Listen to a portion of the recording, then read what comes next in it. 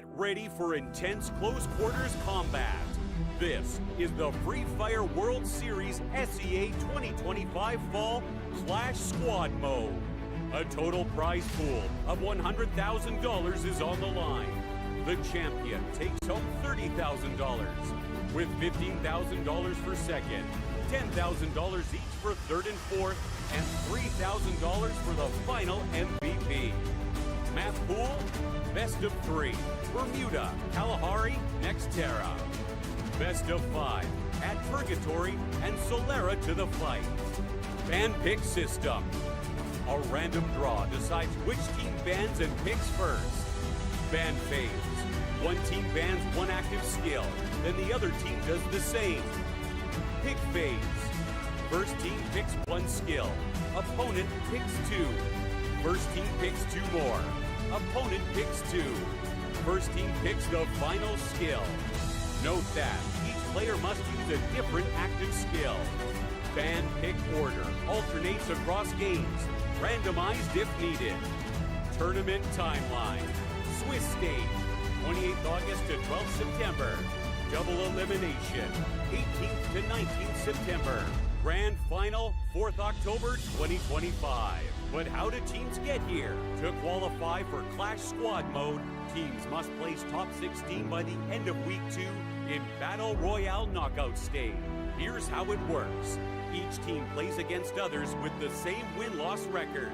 In Round 1, all teams start at 0-0. They're randomly paired. Winners move to 1-0, losers drop to 0-1. From there, teams continue facing opponents with the same record. 1-0 versus 1-0. 0-1 versus 0-1. 2-0 versus 2-0, and so on. To advance, a team must get 3 wins before they lose 3 times. Lose 3 matches, you're eliminated from the Clash Squad mode. Matches continue round by round until exactly 8 teams reach 3 wins. Those 8 teams move on to the double elimination round. Double elimination format. Every team starts in the upper bracket. Lose once, drop to lower bracket. Lose twice, you're out. Through 3 intense rounds, winners rise, losers fall, until one team punches their ticket to the grand final. The other finalists will emerge from the semi-final bracket, and then it's all on the line. The last showdown decides the Clash Squad champion of Free Fire World Series SEA 2025 Fall. This is where every skill, every pick, every round matters. Where legends aren't born, they're built under pressure. In this format, any team can strike, any team can run. Garena.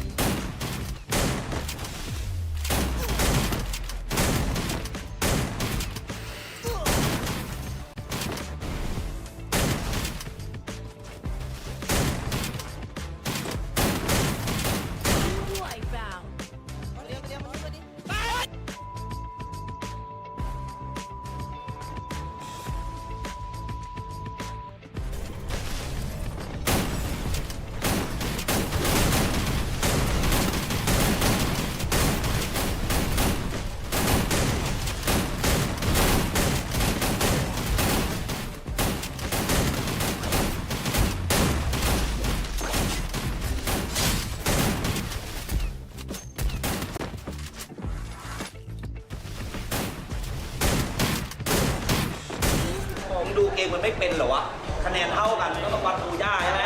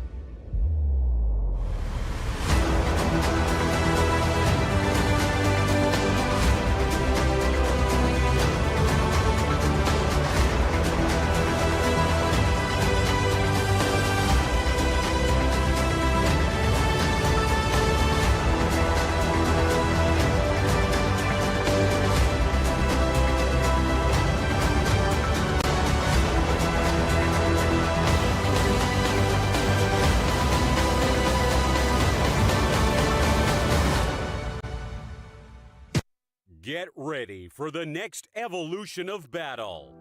This is Free Fire World Series SEA 2025 Fall Battle Royale Mode. This season, it's all about strategy, adaptation, and domination. Let's break it down. Tournament rules. Each player must equip a unique active skill. No duplicates allowed. And the map pool? 6 battlegrounds in the knockout stage. Teams battle across 6 matches, each on a different map, randomly selected from the pool, with no repeats. But in the grand finals, it's a whole new level. Up to 10 games will be played for games 1 to 6. Maps are randomly chosen. No repeats. From game 7 onward, the map pool resets and is randomly reshuffled again. What's at stake? A total prize pool of $300,000. Champion, $100,000. Second place, $40,000. Third and fourth, $20,000 each. Final MVP, $4,000. And every day, Team of the Day earns $250. The journey begins August 15th. The knockout stage runs for 6 weeks. Week 1 to 2, 18 teams, 3 groups, 12 matches each. Each day, matches are played between 2 groups, A versus B, B versus C, A versus C. After 36 total matches, teams are ranked 1 to 18. Week 3 to 5, the first place qualifier. Starting August 30th, top 12 teams battle it out. The winner of each day secures a grand final slot. And gradually, 13th to 17th ranked teams join the fray. That's 6 teams qualify. Week 6, last chance qualifier. 2-day matches on September 20th to 21st. 11 remaining teams and the 18th ranked team face off. Only 6 will survive. That gives us 12 teams for the ultimate showdown. Grand final, October 5th. Welcome to Champion Rush Mode. The rules? Get to 80 points first. Then, secure a booyah to take the crown. If no team gets a booyah after entering Champion Rush, the highest total points wins. The point system is simple. First place, 12 points. Second, 9. Third, 8. All the way down to 0 points for 11th and 12th. The battlefield is set. 12 teams, 1 final challenge. This is Champion Rush Mode. 1 strike can shift the game. 1 win can spark the rise. This is Free Fire World Series Battle Royale Mode. Garena.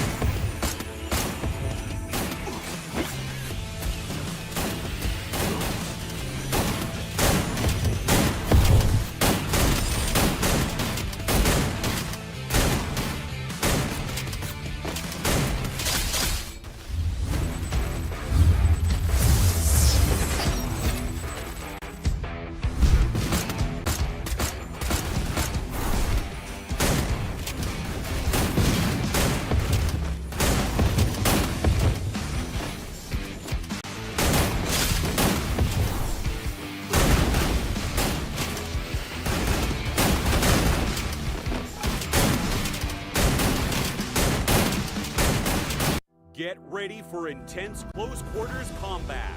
This is the Free Fire World Series SEA 2025 Fall Clash Squad Mode.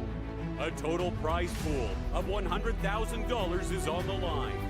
The champion takes home $30,000, with $15,000 for second, $10,000 each for third and fourth, and $3,000 for the final MVP. Map pool, best of 3, Bermuda, Kalahari, Nextera. Best of 5, at Purgatory and Solera to the fight. Ban pick system. A random draw decides which team bans and picks first. Ban phase. One team bans one active skill, then the other team does the same. Pick phase. First team picks one skill. Opponent picks 2. First team picks 2 more. Opponent picks 2. First team picks the final skill. Note that each player must use a different active skill. Ban pick order alternates across games, randomized if needed. Tournament timeline. Swiss stage, 28th August to 12th September. Double elimination, 18th to 19th September. Grand final, 4th October 2025. But how do teams get here? To qualify for Clash Squad Mode, teams must place top 16 by the end of Week 2 in Battle Royale Knockout Stage. Here's how it works. Each team plays against others with the same win-loss record. In Round 1, all teams start at 0-0. They're randomly paired. Winners move to 1-0, losers drop to 0-1. From there, teams continue facing opponents with the same record. 1-0 versus 1-0. 0-1 versus 0-1. 2-0 versus 2-0, and so on. To advance, a team must get 3 wins before they lose 3 times. Lose 3 matches, you're eliminated from the Clash Squad mode. Matches continue round by round until exactly 8 teams reach 3 wins. Those 8 teams move on to the double elimination round. Double elimination format. Every team starts in the upper bracket. Lose once, drop to lower bracket. Lose twice, you're out. Through 3 intense rounds, winners rise, losers fall, until one team punches their ticket to the grand final. The other finalists will emerge from the semi-final bracket, and then it's all on the line. The last showdown decides the Clash Squad champion of Free Fire World Series SEA 2025 Fall. This is where every skill, every pick, every round matters. Where legends aren't born, they're built under pressure. In this format, any team can strike, any team can rise. Garena.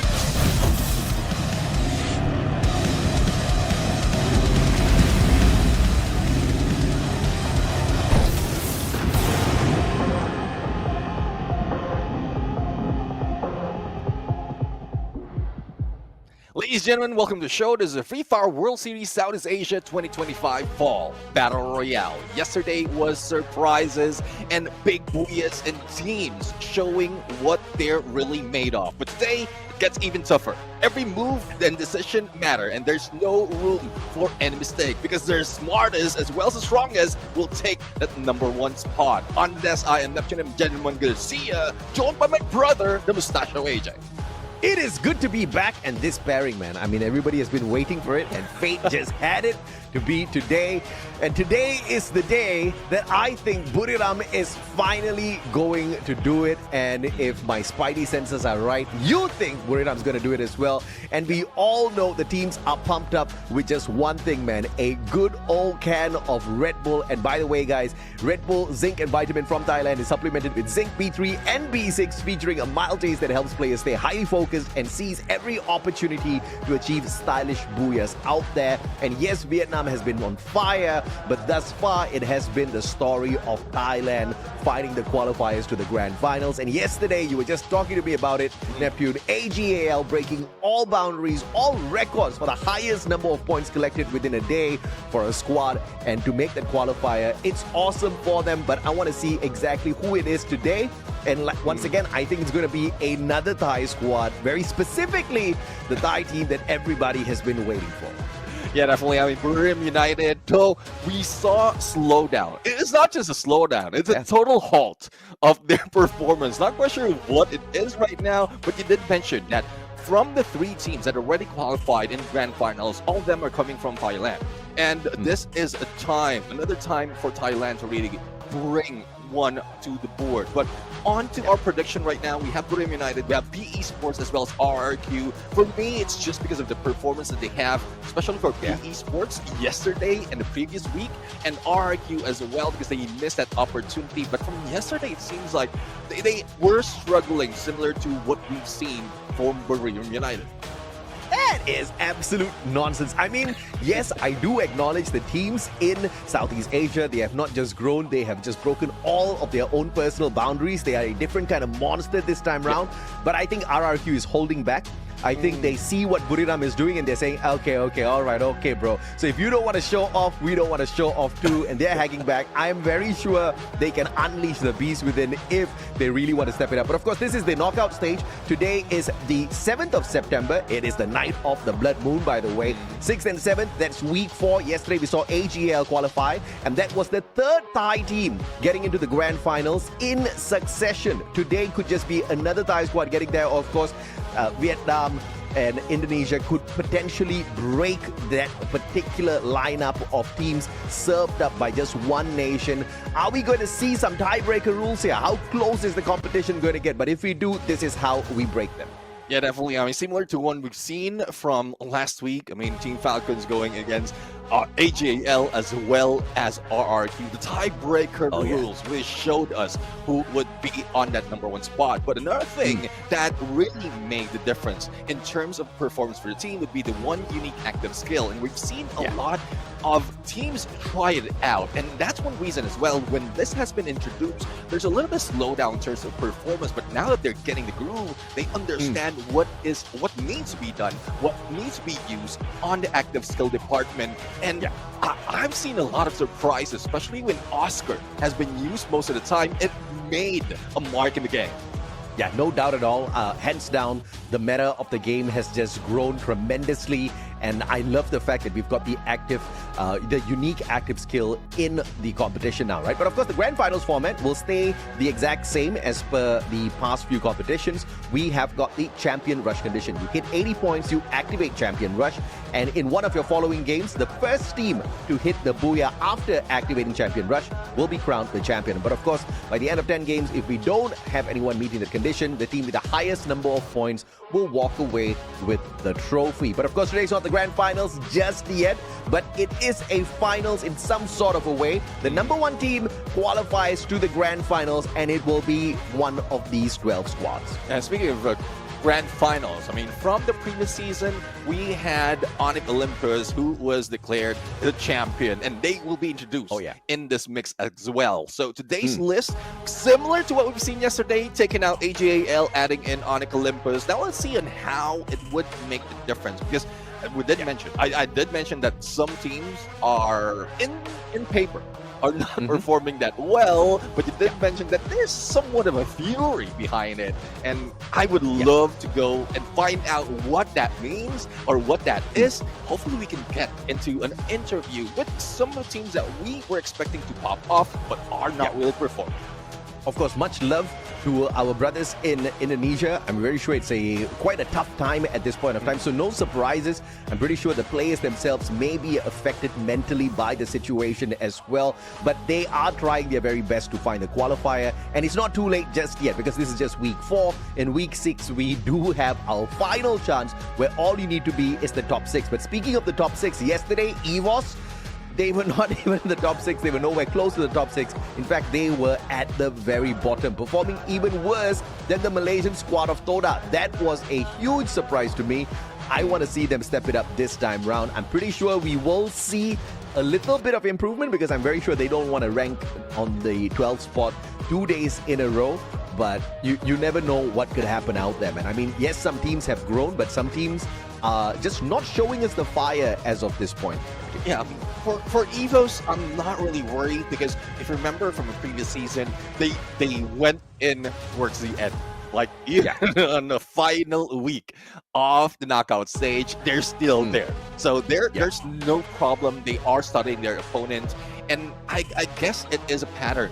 If going back to my statement, Burim United, RRQ, might be doing the same thing, understanding what they can do when it comes to the grand finals, what other tactics they can pull out once they get into that league. But for now, it's more of chill for them, not so much of pressure, because as you did mention, week number 6 can bring 6 more to the grand finals. So there's plenty of chances for the teams. And of course, there is also a very big question. Are we going to see 5 Thai teams qualify on 5 consecutive days here at the knockout stage? It's insane if we actually do find that. But of course, that being said, Buriram has not been their best version of themselves, and Virtus.pro definitely hasn't been showing themselves as a huge threat out there. So I'm pretty curious as to if or not that's even going to be a possibility. But we don't just want to see the Thai squads. We want to see a little bit of Vietnam as well. And today, both you and I think PE Esports is going to pop off. WAG has already shown us what they are capable of. Team Flash, Team Flash has always been consistent at the very least. They have been consistent at being the most inconsistent squad out of Vietnam. Well, let's see though, because for PE Esports yesterday, if it wasn't for Brave United, if they were not denied of that booyah, probably plenty of points, they could have been the team from Vietnam to drop in first. It was very close between them, only 7 points between them and AGAL, and AGAL fell down a little bit too early. Not too early though, but that was a cliffhanger of the final match. And I, like, heart pounding, palm sweating, really thinking who's going to get that #1 spot. We really didn't know. Me and Sir Cloud don't know by the end until the result came up. So I would love to experience that. I would love to see a close fight, but not just 2 teams, like several teams on the top spot, booyahs after booyahs being taken by different regions, different teams, and that would make this day even more extravagant. Dude, I mean, every single day of Free Fire in the current format of the competition has been phenomenal. It has been absolute fire. But I want to highlight a little bit more on PE Esports, because yesterday was a record-breaking day for them as well. Because prior to them playing alongside AGL yesterday and showing us their tremendous performance, the highest number of points was 108 points, picked up by Twisted Minds, or Pharaoh, as they used to be known at the start of this particular competition.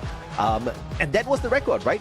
PE Esports got 110 yesterday. They broke the highest record, but of course, they were outshined by AGL, who picked up 117. Yesterday was a phenomenal day because PE Esports also had a 83% top 3 rate.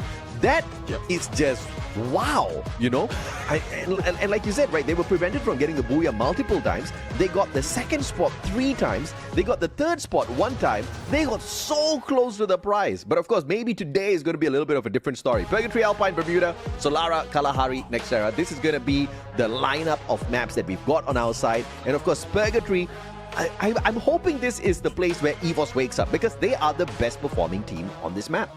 Yeah, definitely. I mean, 101 in the point, and that was something that we were expecting as well from the final match from yesterday. But unfortunately, it didn't show up. They were eliminated, only 9 points in total they grabbed from yesterday's game, and there's something off from these teams' performance, but not from RRQ, I would say, in general. Because RRQ, they brought in so much fire in the beginning of that of yesterday's game. That was 31 points when they grabbed the booyah, and then it tapers, well, not really tapers down. It crashed down until they tried to recover, but AJL, Esports, and the other teams managed to overtake them. But the team's performance right now, I mean, 30 plus points for those who are present, or averaging 30 elimination for those who are present in the team. I mean, we are really seeing the potential of RRQ right now. Yeah, I like the team performance highlight, but I dislike the fact that we are only pulling out stats from the knockout stage. Because if we pull out the stats from the very start of FFWS SEA fall, those are not the numbers, bro. We don't see 30s there. I mean, Dudes has already crossed the 100 eliminations already. He's at 101 elimination right now. RRQ is a prime squad at this point of time. When it comes to the engagements, they are nasty with their capabilities out there with those guns, right? So I would love to see a little bit of that aggression today, because like we said, they didn't really show up strong yesterday. Only on the first day of the knockout stage here in phase 2 did they kind of show a little bit of vigor. But, we haven't really seen that hustle from them. So maybe today they will be racing for that number 1 spot as we kick things off at Purgatory. Once again, the top team here is EVOS, followed by Virtus Pro as well as RRQ. The other teams that you can perhaps look out for here is WAG and Buriram. So these 5 teams all capable of walking away with a booyah on Purgatory. Yeah, definitely. And speaking of Virtus Pro, they started off most of the time, especially if Todek is involved, just below Moat House. That was usually their drop spot in Moat House specifically, but now Onyx Olympus, the new introduction to this phase 2 of knockout stage, is just starting it hot, going in for the battle against Team Flash right now. Though we saw knockdown, but no confirmation is happening, and this is something that really excites me for this team. They are hungry. They've seen the gameplay from previous day, and they're just waiting for this chance. The only thing that I'm asking for is they don't go all in too much, because they might be taken down, because Team Flash, I think they are just waiting for them to step in. Yeah, and Bigatron by Vitality right behind, hearing all of these gunshots. And dude, that is no way to introduce Onyx. They are the reigning defending champions of FFWS SEA. They showed up at Spring, they took the champion rush condition, and they absolutely blitzed the other squads that, first of all, qualified faster than them in the knockout stage, and second of all, activated the champion rush condition faster than them. Onyx literally stole the competition. This is the kind of underdog that you do not sleep on. If you do, it'll probably steal your breakfast, lunch, and dinner. Let's see now whose meal will be stolen right now. But speaking of meal, it seems like RRQ is taking meals on LBT. And I'm not talking about a BLT. No bacon, lettuce, tomato here. It is the first blood being taken by Ma'al. It's unfortunate that he pulled out his glue wall, blocked the entrance, and then tried to rebel rush into it. that obviously didn't really work out well for him, but he was outnumbered either way. So PE loses one, and pulling it back in here is not going to be tough. But Hans, with a sharp shot from across the battlefield, AC-80 to Wasana, straight in the chest, forcing Buriram to back away from Marble Works. Yeah, definitely. I mean, Buriram United, most of the time they try to get away from early engagement because they want to loot up. But going back, this is what we were waiting for earlier. Onyx Olympus has already fled the building, and Team Flash is now dealing with Bigatron by Vitality. But Kyung with a cord takes down that glue wall, and the follow-up for the Farapal from Koja brings him down. Now, Dix, I know he has information, but the glue wall stops him, and another one on the other side. Time Turner has been use, but Dev will not be dealing with them just yet because 2 players from BTR just rushed in. Oh, beautiful backup coming on through here. And of course, the time turner pulled out in the nick of time just to protect the Bigatron players. They did take a little bit of damage, but this is Team Flashes having to go up against 2 Indonesian squads back to back. Onyx didn't really put up a strong fight. They just teased them and then walked away with 1 elimination in hand. And Flash hasn't really been able to get out of here. So not much loot on them, not much coins on them as well. So being taken down here is going to be absolutely deadly. This could just be the end for Team Flash.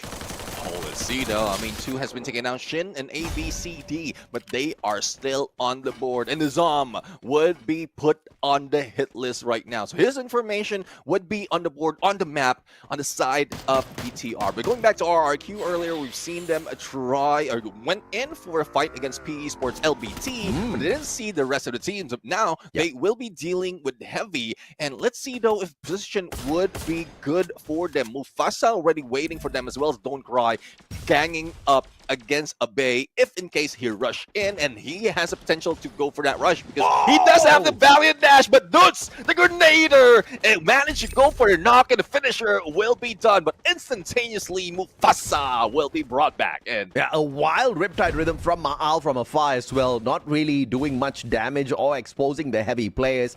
A little premature. He used up both charges of his Riptide Rhythm. My goodness me. Pulling out the Wukong in a situation like this, gets away, and the bait and switch, calling in 18 Deer with the Trogon to get the knockdown as well. Heavy in a lot of trouble. Kabi now turns his back due to the M590. Pulls up a good solid glue wall, but from the back gets turned on by Don't Cry, who showed up in the M590. Save is on the way. Abe, Bison in hand.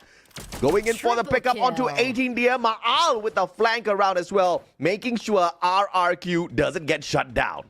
Yeah, they're not shut down. No one is left to go down just yet, but they do have 6 elimination already. And Kabi really made a difference, especially from yesterday's performance. AC-80 in his hands, even up close and personal, he can pull it off. Just 2 shots and you're down. And we've seen so much of AC-80 gameplay from yesterday and even from previous weeks. So we've seen more of that right now. Even for those who are expected to be a rusher is wearing this weapon. And Evo's Divine right now, a team that we are expected to be number 1 in this map. Let's see if they can live up to that name.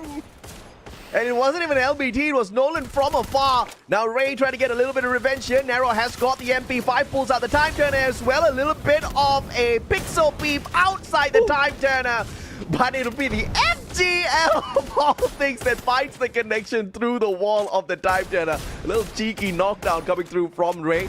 Nolan now under a lot of pressure. High ground advantage by the EVOS players. But on the opposite side of the battlefield, WAG finding the Malaysian squad of Toda. Riptide Rhythm going wide, but PLS1 still finds the connection with the VSK. Trap shows up. PLS1 doesn't take advantage, but T Kui says, no problem, bro. And hasta la vista, they say to Toda. Yeah, Todak will be eliminated first team, and what an air ball for that Riptide Rhythm. Not quite sure where all he's Riptide Rhythm right now. so far have been air balls, bro. First Ma'al and then him. And it's not something that we expect. I mean, not quite sure what happened right now with the teams, but I guess it's more of how the battle is going on. That accuracy is a little bit off. But GLW Akoy managed to take down Mufasa, and we've seen how Heavy has been struggling. Only 1 remains for the team, and they could be the next team to be eliminated. But for Lao Ho, trying to survive, trying to revive 2 of the players, but Putra would say no, and Lao Ho will be eliminated. But they still have 1 player for PE Sports. Okay, all right. So pace is hot as ever. Just 1 squad eliminated from this equation. No Iris in the hands of Ma'al. No M82B. Has to deal with the VSK. Dian pulls out the time turner and is able to back away, but of course not go in for much of a play on that vending machine. As the RGS-50 though needs a little bit of a cut down on the range or the space between him and the RRQ players to do a little bit of damage with the lethal.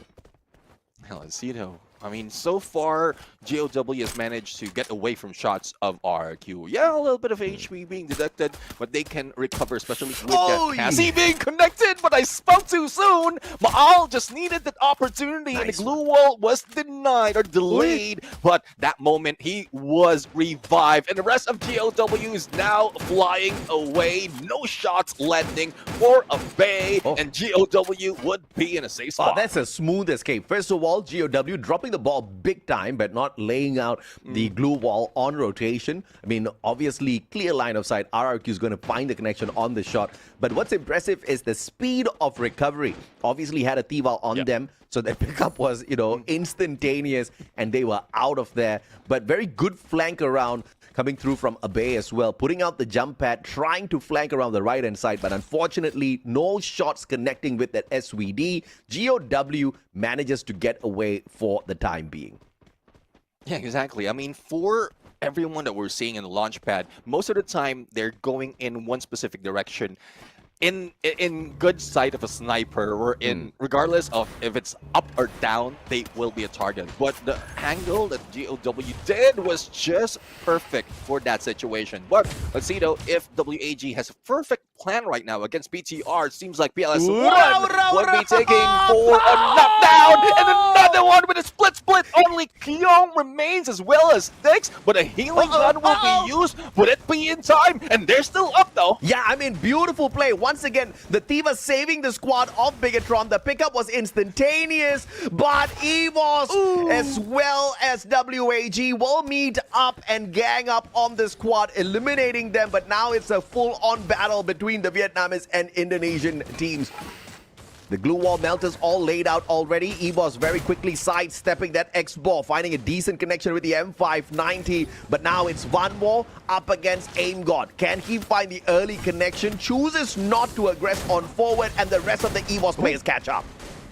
Let's see though, Ray and T-Quig managed to fell down from the shot from either side. And the GOW is just waiting on one side as well. They might be able to take advantage, but Aim God says no. He's still on fire and half HP. It's a 1v1 situation between EVOS and WAG, and PLS won! Nonetheless, survive as well as can pick up the rest of the team. I mean, bro, he played that glue wall to the T. Obviously, he was going to get peeked around the glue wall. He just waited, and quick fingers, AWM finding the connection, puts the final nail on the coffin, and EVOS is out on the map they usually dominate. What a play from WAG. Definitely, WAG has been performing quite well from the previous days, and it's just a consistency that they need. And if they show us most of that gameplay, definitely they will be the #1 by end of the day. But let's see though, there's a lot of teams that are still hungry. But speaking of hungry, Onyx Olympus is hungry for coins because they need to revive 3 of their teammates, and only 1 remains. Tikui, PLS1, must-watch players out of the Vietnamese scene. My God, these boys are phenomenal. And so young on top of everything else. They have just got a very bright future ahead of them in the world of Free Fire. But looking at the world of Free Fire now, slowly closing in on this purgatory map onto the other squads, Virtus Pro making their way in. I mean, EVOS has been eliminated. Virtus Pro is the second best squad on Purgatory here now.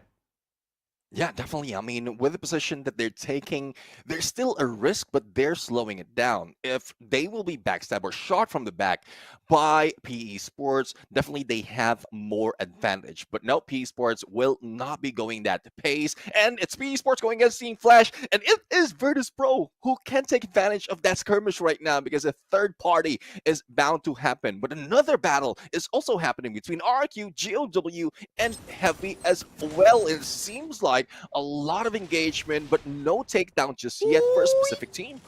I mean, dude, the split blitz finding the connection on the split earlier by WAG. That's what we live for, Neptune, okay? That was just too beautiful. But now PE Sports getting pounded on by 2 squads, Virtus Pro as well as Team Flash. And it looks like it might just be over, but now RRQ turns onto Flash, and Flash is the first one to get eliminated. how insane is the connection from all of these teams? Because it's just open grounds out there. It's just the glue walls between squads and a little bit of terrain advantage. GOW on the left-hand side, and now GOW as well as RRQ pounding on the boys of Heavy. Glue walls all broken down. RRQ rips away the points, and a Riptide Rhythm! Breaking down their defense as the end goes down. Hans rushing straight into the RRQ players. He gets shut down, and RRQ bags 2 squads in a row.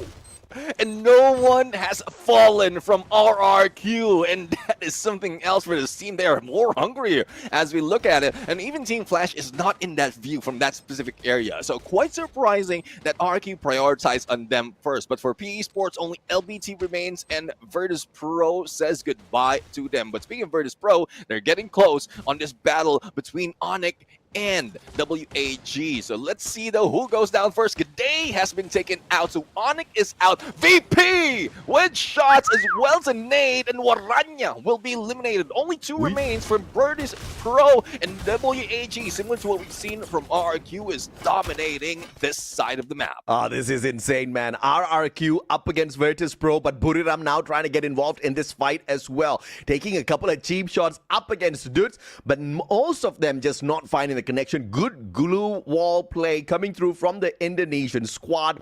And we've got 2 representatives out of Thailand here. RRQ as well as Virtus Pro. They have to be careful because obviously Buriram's going to be making this cross in towards that circle right after this. WAG in the perfect spot to pound on these players out of Virtus Pro. Riptide Rhythm breaking down their defenses. Just the shots not finding the perfect connection, but as I say that, T-Kui finds the connection onto Diamond, and X-Ball assists him as well. And the 2 long-range marksmen out of WAG get Virtus Pro out of the lobby.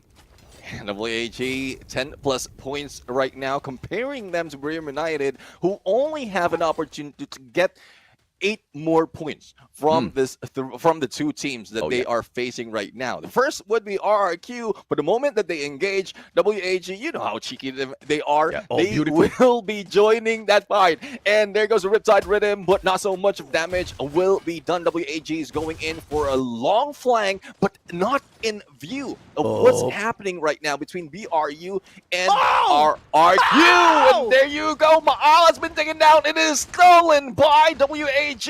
And only 2 remains for RRQ. 18 Deers out. Only Captain Toots remains for the Indonesian team. Moshi with the Riptide Rhythm Masterclass. That's how you get it done, Maal. But a beauty of a Riptide Rhythm from Maal earlier on as well. A premature one that stopped Buriram from taking a straightforward attack. They had to circle around and erect a couple of extra glue walls around. But Moshi kind of pacing out his Riptide Rhythm, kept the squad alive, and made sure that was the killer blow dealt to RRQ. But WAG has got more help than Buriram, and Buriram needs to get off the bridge.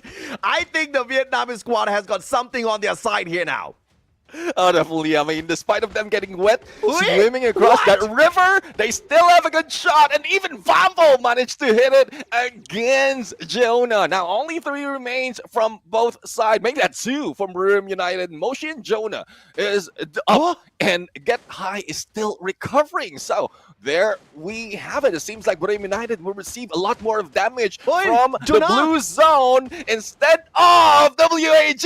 And WAG grabs the first booyah.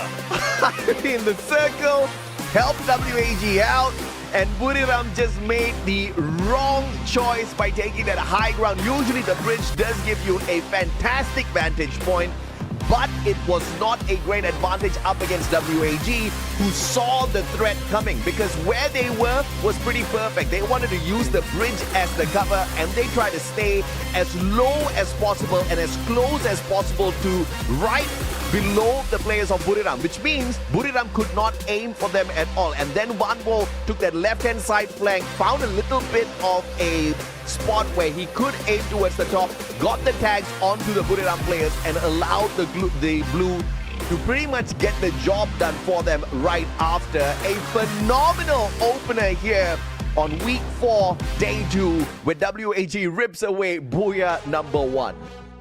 And definitely, I mean, I was surprised as well as the rotation for WAG, because I was expecting them to go for the right side, like cross the bridge or under the bridge, initially because they know that RRQ is fighting against Korea United. So that is a chance for them to go for the backstab. But no, they just waited on the other side, wait for those Riptide Rhythms to be thrown against RRQ. Even stole a couple, if not 1 point away from Korea United. Yes. And that final moment, well, it's absolute cinema. Even Korea United couldn't predict that it would happen for them. No launch pad they can use to probably take a lead on the other side. And even that bridge has a lot of a cover that would not work for their tactics at that moment. So WAG has grabbed that booyah. Just unfortunate for Korea United, they even started a little bit too low on elimination points. So it's only the placement that they are taking right now even more. Yeah, I hope we get to see this on the highlights in a little bit, because there was a point of time where Buriram knew that they cannot stay where they were going to be, and they had to take the position of RRQ. They started to rush straight towards them. And this was just foresight out of Ma'al. You know, he made the mistake at the start of the game with his Riptide Rhythm, but that was no mistake. He knew the rush was coming through from the players on the side of Buriram. Before even seeing the players, he shot 1 Riptide Rhythm. That was not an accident. He put it in advance so that none of the Buriram players can erect a good glue wall to protect themselves. But of course, the second connection just wasn't there. And that was not the fault of RRQ, because RRQ were going to go in for a full-on fight with Buriram, and then WAG started to get involved. And another Riptide Rhythm came from the side of Xbor out of WAG, and that was the deal breaker. RRQ fell right there and then. If it wasn't for WAG getting involved, Buriram would have taken the spot of RRQ and rotated into a better position to play that circle. Unfortunately, that was not the case. They had to take the bridge, and the bridge just wasn't their friend today. I mean, most of the time when we talk about bridge camp, they are the ones in an advantage. But BRU was at a disadvantage from that bridge camp. But we are looking at the highlights right now, and we've seen great strides being done, especially from RRQ. But what surprised me is, even against GOW, there's a lot of shots that they made, and like most of those shots are only being done on a knockout in the final moment. Thus, GOW managed to get away. So those failures, those small mistakes, it really are costing the team to lose out on this fight. But for WAG, they really made great decisions. From the beginning towards the end, they didn't lose so much of their teammates, and they managed to grab that booyah with X4 and MVP with 4 elimination, 24-13 in damage, and 5 in knockdown. With that time turner of the Chrono, Olivia, Tifa, as well as Alvaro. This, again, we talked about this. This guy is mostly the whole package when it comes to skills.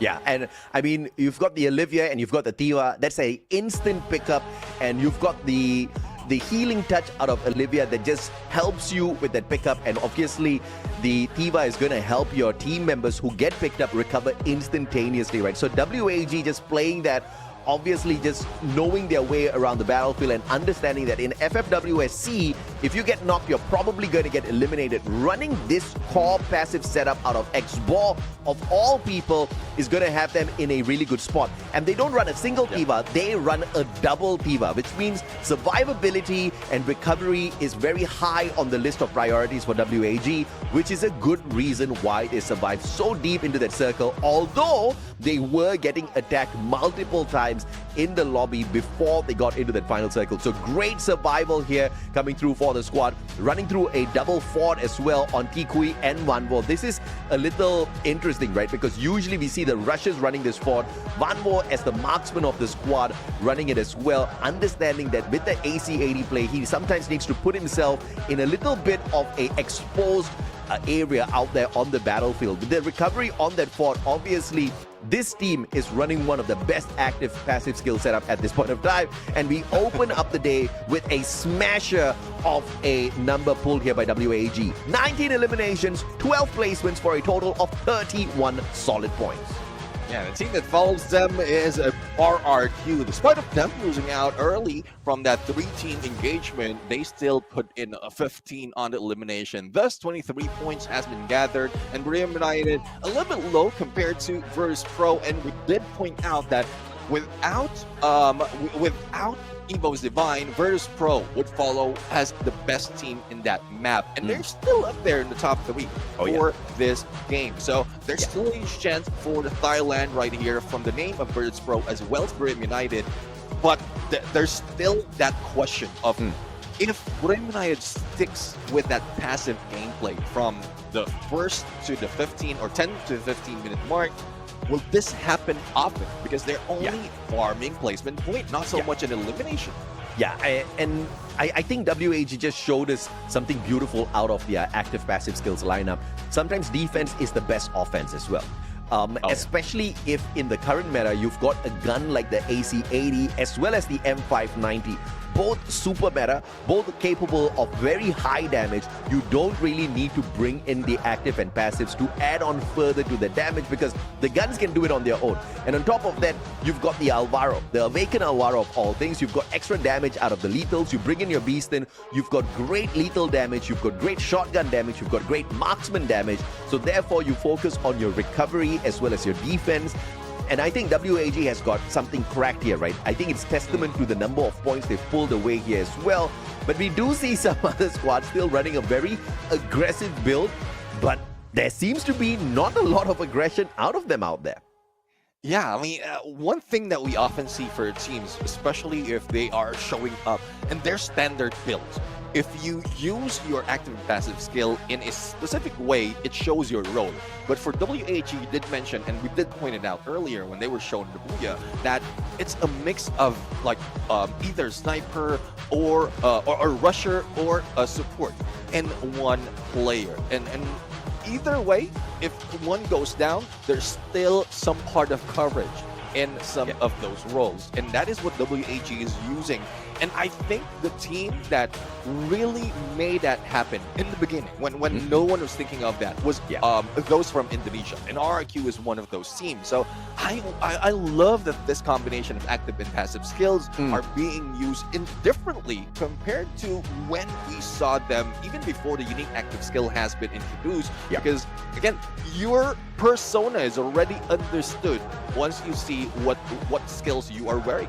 Yeah, no doubt at all. And you have to find what's your comfort pick out there. You have to find what suits the playstyle of your squad. And WAG is capable of aggression, but this is where you see the maturity out of the squad. This is where you see, great leadership from the squad as well as great analysis from their analyst and coach, identifying what should be the backup of the players, right? Because obviously they are a team capable of that aggression, so you have to bring in the passive skills to back up your weaknesses. And I think they've done that very, very well on this Purgatory map, and they have been getting this formula sort of perfected over time at FFWS SEA Fall. Now we head on into Alpine.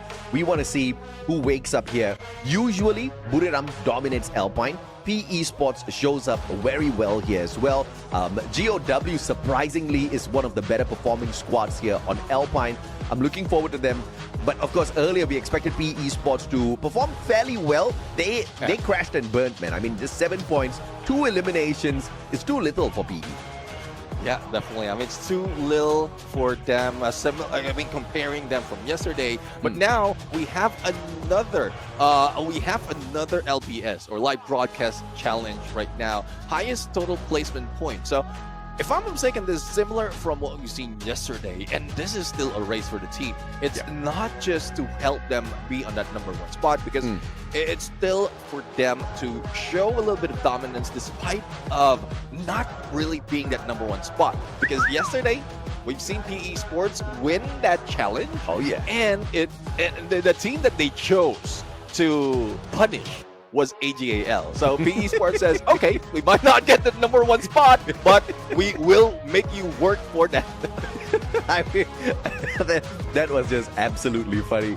LBT walking in here with 40 elimination points here overall at the knockout stage. Very impressive. 29, 29, 28, which is very, very beautiful to see overall from PE Sports. You see the balance in the squad. You don't see anybody being heavy carried. Even the support player is putting in the damage, is putting in the eliminations and bringing points towards the side of PE Sports. And I think that's one of the beautiful points about this Vietnamese squad.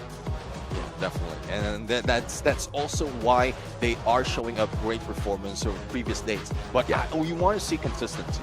Like every time we talk about teams, and I think it has been happening for the past 2-3 years already. We talk about consistency, but some teams stick to it, consistently losing all those battles. So good consistency. It was being asked from the team right now, but I guess there's no waiting. We are getting into the next map, and a chill map indeed. That would be Alpine. Would it be Bremen United who will be topping the board right now? Because in terms of overall, without any Booyah, they've managed to get a lot of points. So this might be a chance for them to break out or break away from the rut that they are in right now and probably take the #1 spot. Yep, and Buriram's the first one out of the flight. And straight into Snowfall, not splitting up. This is a very dangerous drop here by Buriram. They're sticking together. They are getting serious about their gameplay. And of course, RRU is going to be dropping a little bit further down the map here of this flight path. A little slow to the loot, but I'm very sure they want to be playing the edges of the circles straight in towards the very final zone a little bit later on. And spotting out the area of Snowfall here for Buriram, nobody close enough to them, and there's a lot of loot around here.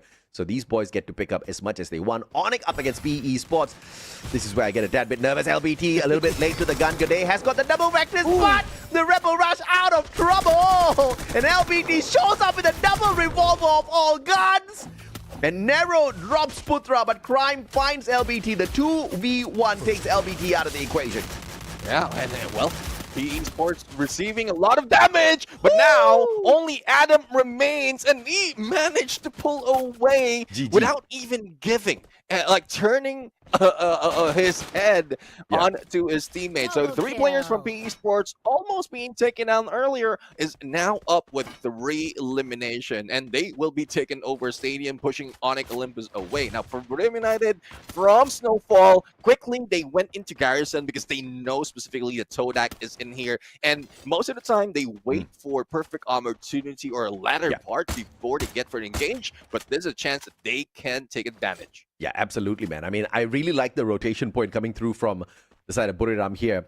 And Snowfall does have decent loot, but not enough to suit the hunger of the Buriram players. And quickly circling on in towards Garrison. And on top of that, finding a bonus of 4 players to take down. That means bonus coins and bonus loot off of them. And to make things easier, it's a Malaysian squad, right? So Toda's getting cooked right now. So a little bit of barbecue fish for Buriram. But Heavy showing up out of nowhere. Mufasa finding the knock onto Wasana, turning into an elimination as well. Now, this is something Buriram did not expect.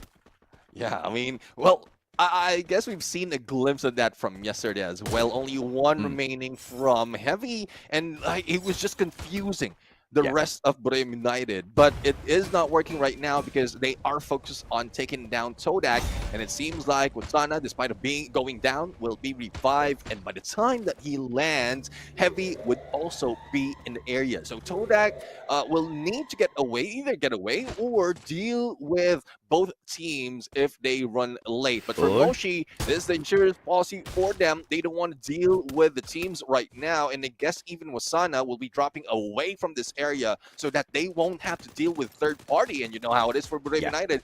Early game, that's where they often lose. Yeah, let's get ready for the 4th party here because Virtus Pro just showed up on the mini-map. And Buriram obviously in a lot of trouble. Jonah getting his glue wall broken down. Toda now in the driver's seat of torturing Buriram. But they have to be careful. Heavy is in shooting distance. And they are wrapping around very quickly. And it is Heavy versus Toda. And Virtus Pro show... Dude, the Malaysian squad just not catching a break here at all.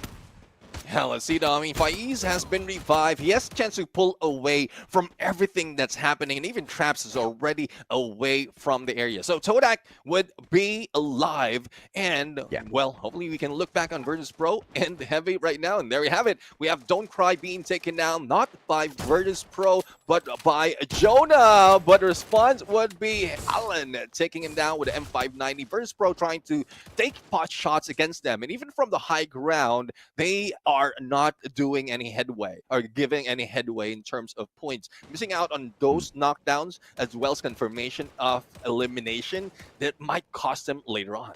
Yeah, and I like the fact that Buriram very smoothly got away from danger. Jonah initially just sacrificing himself, hitting those revives, and the rest of the players just regrouping just outside of Garrison. Now Virtus Pro moving on in. Heavy chooses to back away, not taking this fight after losing a couple of players. He was up against Begatron on the other hand. Obviously, it's going to be GG shortly for Koja, just being surrounded by so many of the EVOS players. He actually tries to take a knock. Will find a shot straight to his back instead, and Kochil finds the plasma straight to the head. Koja, the final player of Begatron, served up hot here as they get eliminated in 11. Yeah, it's very unfortunate because very close to that vending machine, and Evo's just wrapped around him without letting him move an inch. But back to Virtus Pro right now. From Snowfall, they're still going into the edge, so making sure that they have good coverage as well as where Todak is, and with that binocular, they will be able to spot a 1. And I believe they also have information on some of the players, especially with the hit list already up, but I think Virtus Pro would rather head and utilize everything else, like the assault bunker that we have right here, to go more on the weaponry. But no, they have spotted Cabby, and the hunt is on against Heavy right now. In the chat, Lucky asked, why does Buriram like to drop in Snowfall? I think it's because if they accidentally slip, they can just say that the floor was slippery. There's too much snow all around. It's a good excuse, bro. It wasn't us, bro. It was just Mother Nature. Virtus Pro still on the hunt. Kabi, Mag 7, and of course 3 players out of Virtus Pro. Finding him, Don't Cry quickly pulls him back in. And Heavy is in a full squad once again. 7 eliminations on the side of Heavy, so obviously they've got the coins to buy their players back in here. Not a lot of punishment dealt towards Heavy just yet. They did manage to evacuate that situation quickly, and they split up, which means they didn't lose a lot of their initial loot. Yeah, definitely, and that's what we keep seeing earlier from WAG, now from Heavy, and this time I think PE Sports will try to do the same thing. I'm getting away from engagement, splitting up, and prioritizing on coming back later with a full squad, if in case they lose one. But PE Sports right now, pulling away from potential engagement against GOW, and it seems like they won't be able to do that because Dean managed to go for knockdown. Confirmation will not be done though, and LBT will back up, and Nolan along flank seeing Demon, but doesn't have an angle to take, so PE Sports buying this time might not work for them because GOW, from what we've seen, are much more hungrier, and PE Sports have lost a few of those resources. Riptide ridden from the other side, clears up the way for GOW, but PE Sports is still safe. I have no idea exactly who that was, but it seems like it could be the end for Heavy here as Virtus Pro finds them in the outskirts. PE Sports up against GOW. That's it. Virtus Pro getting rid of Team Heavy. But the civil war between GOW and PE Sports seems to end in a little bit of a truce. Both sides taking heavy damage. Riptide Rhythm breaking down the defenses of PE, but they quickly avoided disaster by backing away. But it looks like GOW wants to go in here for the hunt. They have to be careful now because PE, they've got a great vantage point and perfect defensive spot. They could turn the tables on GOW. Yeah, I mean, they have to deal with that quickly because in a bit, a few of the teams might see or hear those gunfight and might be swarming them later on. But for Buriram United, despite of them going in for a fourth party earlier or third party earlier, didn't get any points. And, well, I guess they have to wait and go and still play for that early passive gameplay until the 10th to the 15-minute mark. But PE Sports right now has sights on GOW. LBT up close and personal with that Mag 7 will not be able to go for the push because of time turner. And there goes the Valiant Dash, but still no takedown. I have no idea exactly how that Valiant Dash did not meet the player, but it was a great circle around the corner by GOW, pulling up the time turner. So LBT pulls away 0 damage. Nolan gets knocked down onto the ground instead, and now it's PE Sports that's being outnumbered by GOW. Demon finding Narrow in the M590. Perfect connection. Hans got the charge buster, and LBT only has a Mag 7. It's the wrong gun for the current meta, but GOW can't find their victim just yet. Oh yeah, let's see though. I mean, once Oh, that they are going quota, if towards they the have a vending quota, machine. they would be able to do so. Yeah, they Oh, are wait. guarding the vending machine, making sure. But on the other side, Burns Pro receiving damage from RRQ, and we switch to that. And yeah, well, we were here in time to see Burns Pro being eliminated, but not in time to see the battle unfold. But for Evo's Define, was still early in the gunfight, and Todak is receiving a lot of damage. But one of the players from Todak managed to fly away from the Tigers, from the White Tigers, and Evos will end up with 8 elimination. Looks like tigers like eating fish as well, man. I mean, PE You know how it Sports. is. They're still cats, though. Wait, how did PE Sports pull this off? Production. We needed to see that revive because it was a very smart play from GOW. Immediately noticing that they have eliminated those players, they expected a vending machine play to come in play. They quickly rotated around and just blind shot that vending machine. Obviously found no PE Sports player there. But then what happened? Because all of a sudden, PE Sports is back in the game with a full squad. And Toda on that recovery game as well. Now yet another civil war with the Vietnamese players. WAG up against Team Flash this time.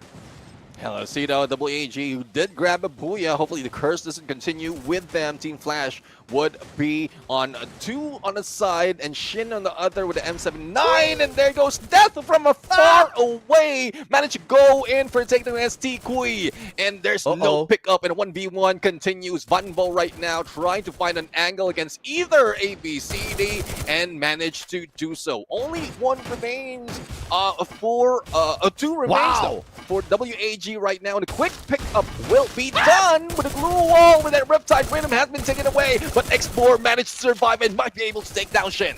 I mean, that was a great cover by Vanvo from across. Zom managed to get knocked down. Vanvo now buys in, going in for the CQC. Shin's really low. Tossed out a wild grenade. RRQ in the back, shutting down the boys of Toda once again. But the recovery from WAG, turning the tables on Team Flash and snuffing them out. And you gotta credit Vanvo for that one elimination, that one knockdown that he got that really turned the tables onto Team Flash themselves. Yeah, I mean, Team Flash knocked on the door, but WAG kicked the door against them, and they were eliminated at that point. Now, hello, can I come in? No! GG. Most of the, yeah, they didn't play the FBI game at that point. Most of the time, like they're the one kicking the door. They reversed the script instantaneously. No, you shall not enter my house. GG, and PE Sports gets eliminated.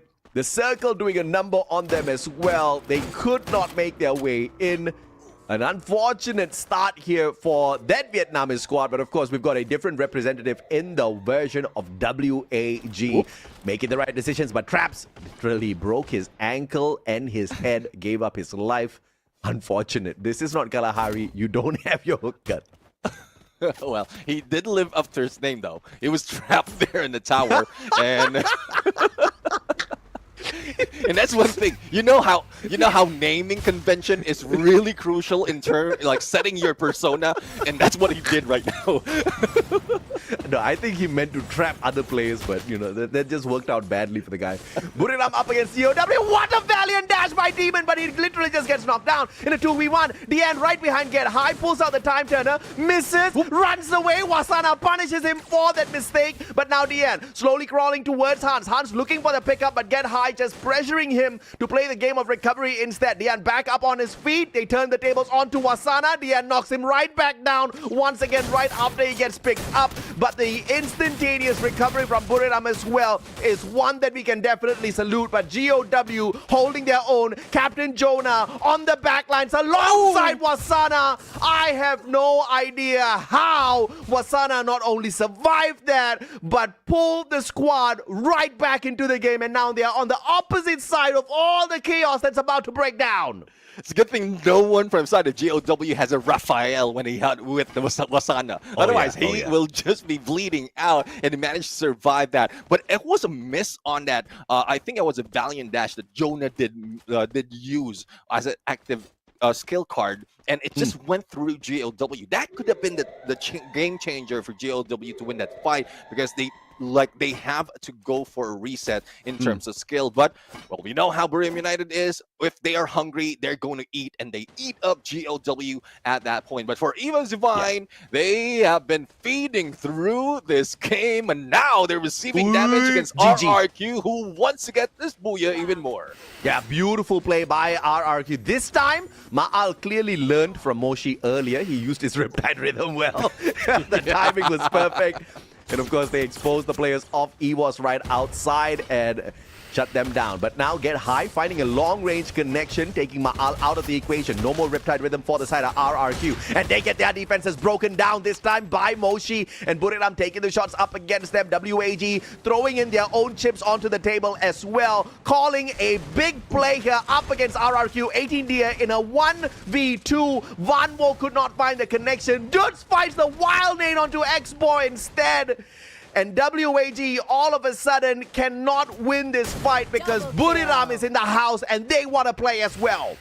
Yeah, I mean, they are tearing down all the barricades. It's being put up by both WAG and RRQ right now. Vanvo, despite the surviving, will be taken out, and WAG's out, but we still have a straggler on one side. If Dudes manage to go for the takedown against Wasana, it might be a 1v1 against Jonah, but the pickup can be done on Get High, and this is a 1v3, but Fai's already done the deed. Second place in this game, but Buriram United says, we want this booyah. And in spite of being late in the party and getting all those eliminations, they do get it, and Buriram United is back. Yeah, that was a dirty play by Faiz. He's like, I will let the zone do the taking of my life. Buriram does not get to claim the extra elimination point, but what they did claim was a massive booyah on a map they dominate on. Alpine belongs to Buriram. This is the comeback. Two back-to-back games now where they have performed very well. It was not a massive game in the previous round. They got to the final circle. They were team number 2 when it comes to placements, but only 3 eliminations. This time round, we did see a few extra eliminations coming through from the squad. But what I really liked was that engagement between them as well as the Vietnamese squad earlier on. The recovery, the pickup onto Wasana multiple times was pretty instantaneous. So I'm pretty sure we're going to see a Tiva on their lineup of passive skills as well. Yeah, definitely. I mean, Tiva probably being used by Get High, but Get High was not in that mix, if I'm not mistaken, from the 3 teams remaining, or the 2 teams remaining, which is Jonah and Moshi. So I guess it might be Jonah, or there might be 2 of those teams, similar to what we've seen in WAG, because we've seen the potential of that being used, especially for Buriram United, who often strays away from the group. They go in either on 2-2 split, especially with Jonah in the lead and Wasana, or either Wasana and Get High in the front lines, and you would need great support if in case Moshi would be knocked down, who's a little bit far from the rest of the team.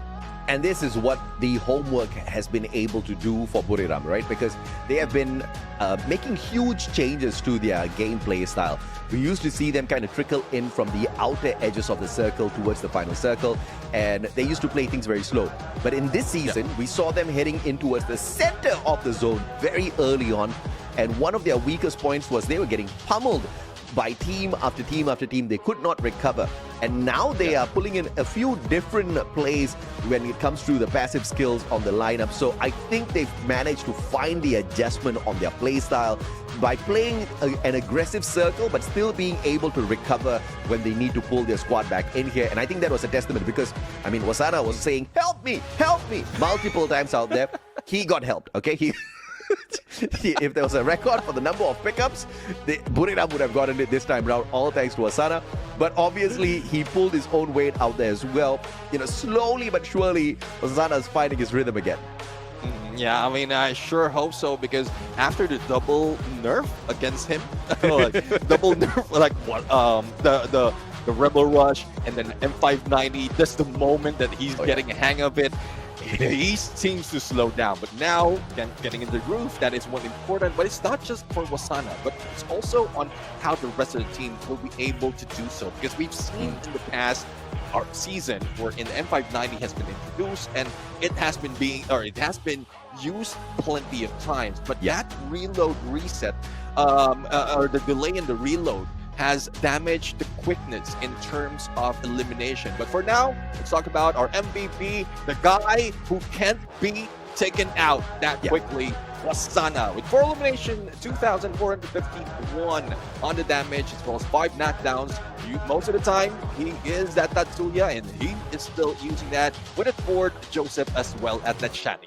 Yeah, I think one of the core reasons why Wasana is really dangerous out there is because of his Joseph, right? Because you've got the disruptive effects coming through from many items, especially the deep freeze, the ice grenade, and that is technically supposed to slow you down. But Joseph reverses that. If you try to debuff him, he gets a 10% movement speed boost, and Wasana can literally wreck you with that speed boost. It's as if he's playing on fast forward, and you see his footwork out there.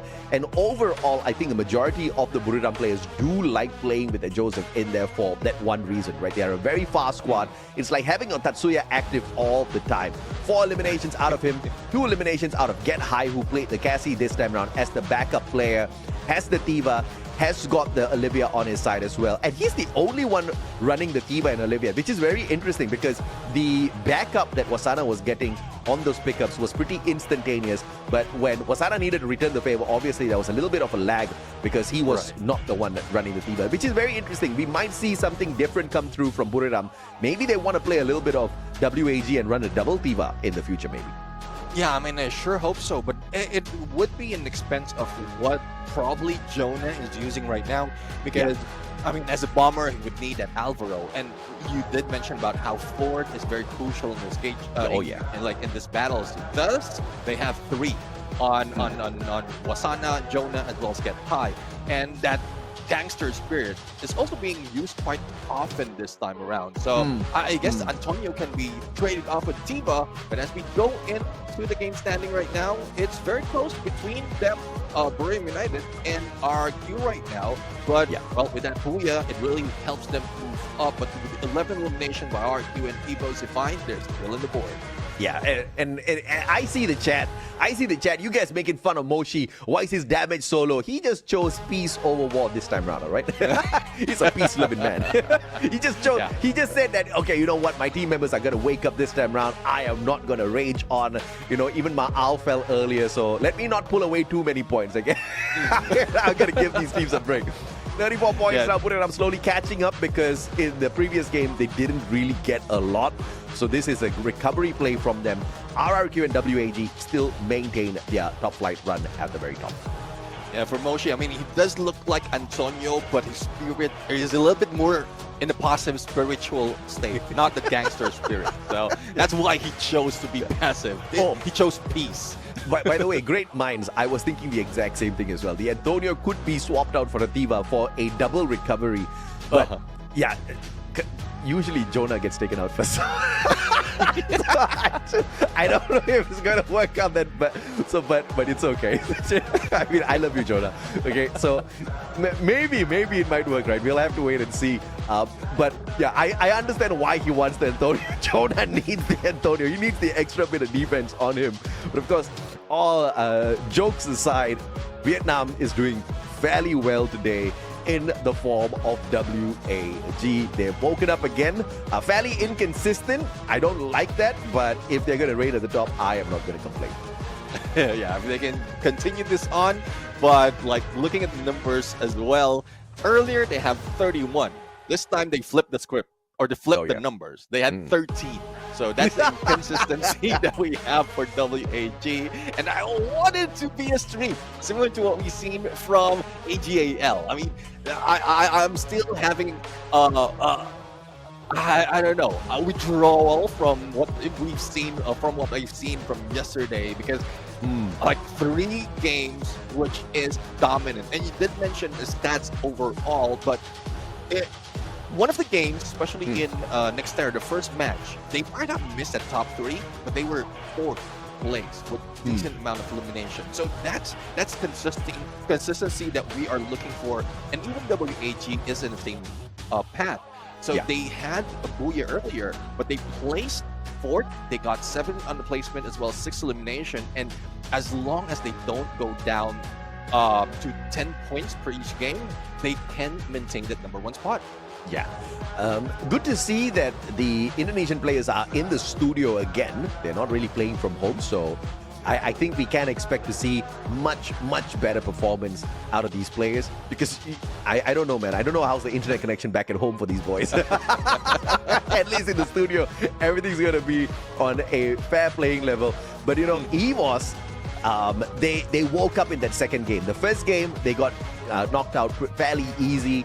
This time, they had a little bit of recovery play, especially when it comes to the eliminations. And this is what we want to see out of EVOS. They walked away with 7 points in Game 1, but 17 points in Game 2. That's the kind of recovery that's needed out of EVOS if they want to. I don't know if they're looking for the qualified way, but if they want to make sure they can recover at least from yesterday, that's a good way to start things.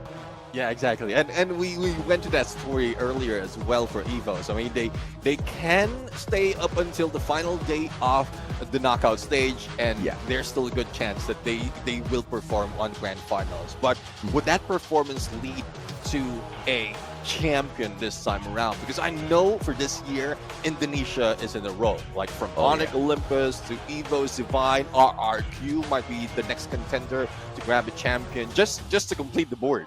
But there's just so much of things happening in terms of performance or growth of performance from regions like Vietnam as well, because I guess they're disappointed that they missed out on one of the biggest scenes in terms of Free Fire, and now they want to show up. They want a spot not only in the grand finals but also the global finals for FFWS. I mean, bro, let's just look at the state of things, right? I think you said something that's, you know, super on point, which is Indonesia is on the top of the Free Fire world right now. We have got Onyx, who was the FFWS SEA Spring Champions, and at EWC 2025 for Free Fire, the top 3 teams were all Indonesian squads in the grand finals. The Brazilians could not keep up with them. The Vietnamese squads, I mean, they never made it there, so the Thai squads could not keep the Thai squads could not keep up with them. I mean, Indonesia is just playing it on a whole other level. But at least they kind of ended on EWC. And I think, you know, when you win such a massive prize there, I guess you just want to chill. Maybe you want to give some space to the other teams to pull away something as well. I don't know. But this time, they haven't really been showing their fangs yet.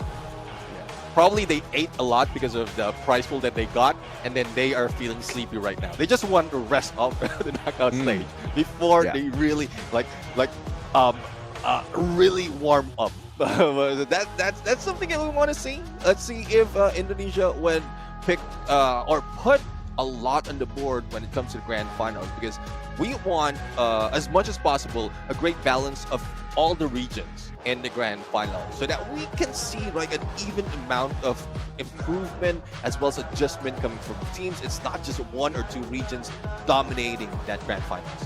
Yeah, absolutely. And of course, we are looking at the state of the squads out here, and it may seem like there's a lot of inconsistency, but we have to acknowledge this is Battle Royale. There's a fair bit of RNG involved, especially on the hot drops. You know, with how the circle kind of works and who you come across. We've seen, you know, third parties, fourth parties, you know, jumping into fights, just kind of ruining the chances of each other. A lot of luck is involved. A lot of manufacturing your own luck is involved in there as well. And on top of that, there's the distance between the squads have almost evaporated, Neptune. I think it's anybody's game out there. I mean, you look at yesterday, PE Esports doing so well. Today, PE Esports is, you know, not even in your top 6 just yet after the first 2 games. So that is, you know, pretty telling as to what we can continue to expect here. Exactly, and this one thing that boggles my mind right now. But before we go to what's in my mind, let's head over to the head-to-head. And this is a decent head-to-head between the 2 players. We have Maal on one side and LPT on the other for RRQ and PE Sports. 43-40 elimination, as well as the rescues. The rescues really make a difference in terms of fight, in terms of survivability, but it also shows that you are out in the open being taken down. So I would give this for RRQ, but for the damage itself, it's quite even as well. So we are seeing the rise of PE Sports that matches RRQ. Now Now, we didn't expect from the past, but now this is where all region, specifically Vietnam, is making that improvement. A lot of theories have been thrown. My theory is they're much hungrier. They don't want to disappoint their region once again. Thus, they're performing that well. Yeah, I'm expecting a little bit of a comeback here from the Indonesian squads, no doubt. But it's going to take a little bit of time, for sure, right? EWOS, RRQ kind of jumping back into the fight is a pretty good testament to that happening out here. But of course, it could maybe be external factors that are being made internal. Maybe they drank a couple of extra Red Bull out there. By the way, Red Bull, zinc, and vitamin from Thailand is supplemented with zinc, B3, as well as B6, featuring a mild taste that helps players stay highly focused, as well as sees every opportunity to achieve stylish booyahs out there to dominate their days here at FFWS SEA Fall. And thus far, I think the team that has been chugging it down is WAG. Yeah, I mean, not only do they trust their teammates in one of the gameplay wherein the pickup has been instantaneous, they also trust their energy, and they have been picking up their energy from the beginning up until the end. And despite of losing the fight, I mean, not getting a booyah, and you did mention about inconsistency, there's still that energy to bring in the number so that they will not be taken out from the #1 spot. But right now, we are going to the OG map, the green green grass of Bermuda, where everyone has an advantage, but let's see those going to grab that booyah.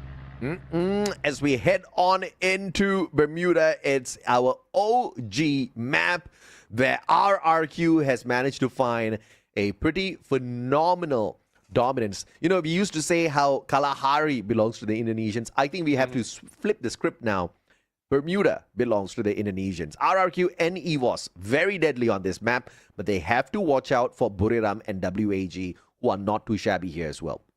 Yeah, I mean, for teams like Buriram United, they're part of the top 5 or top 3 wherein they didn't get any booyah. It's more of the elimination as well as consistency in higher placement in this game. So let's see if that would happen. But for WAG, that's one thing that we've been asking so far. But they might meet up with Todak a little bit early. So it's a great start for them. But for the other teams right now, it's Team Flash and BTR who would be meeting up on Observatory. So let's watch or observe what's going to happen right now. It seems like Koja is nowhere to go out, and it is Team Flash who had early weaponry, but Vix says no, turning around with that M590 a little bit early. Hey!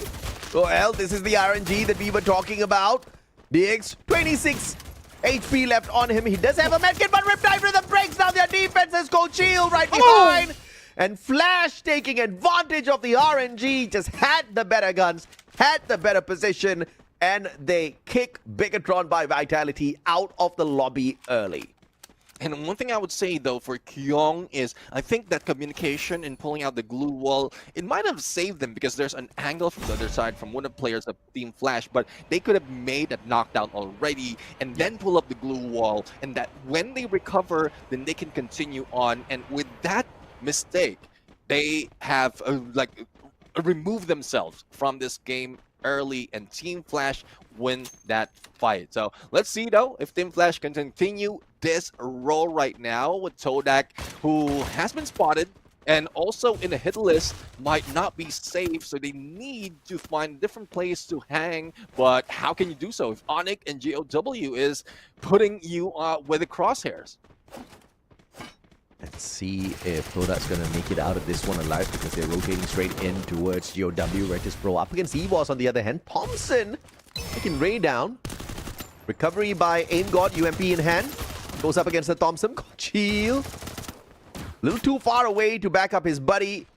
A124 has got Aim God pinned down.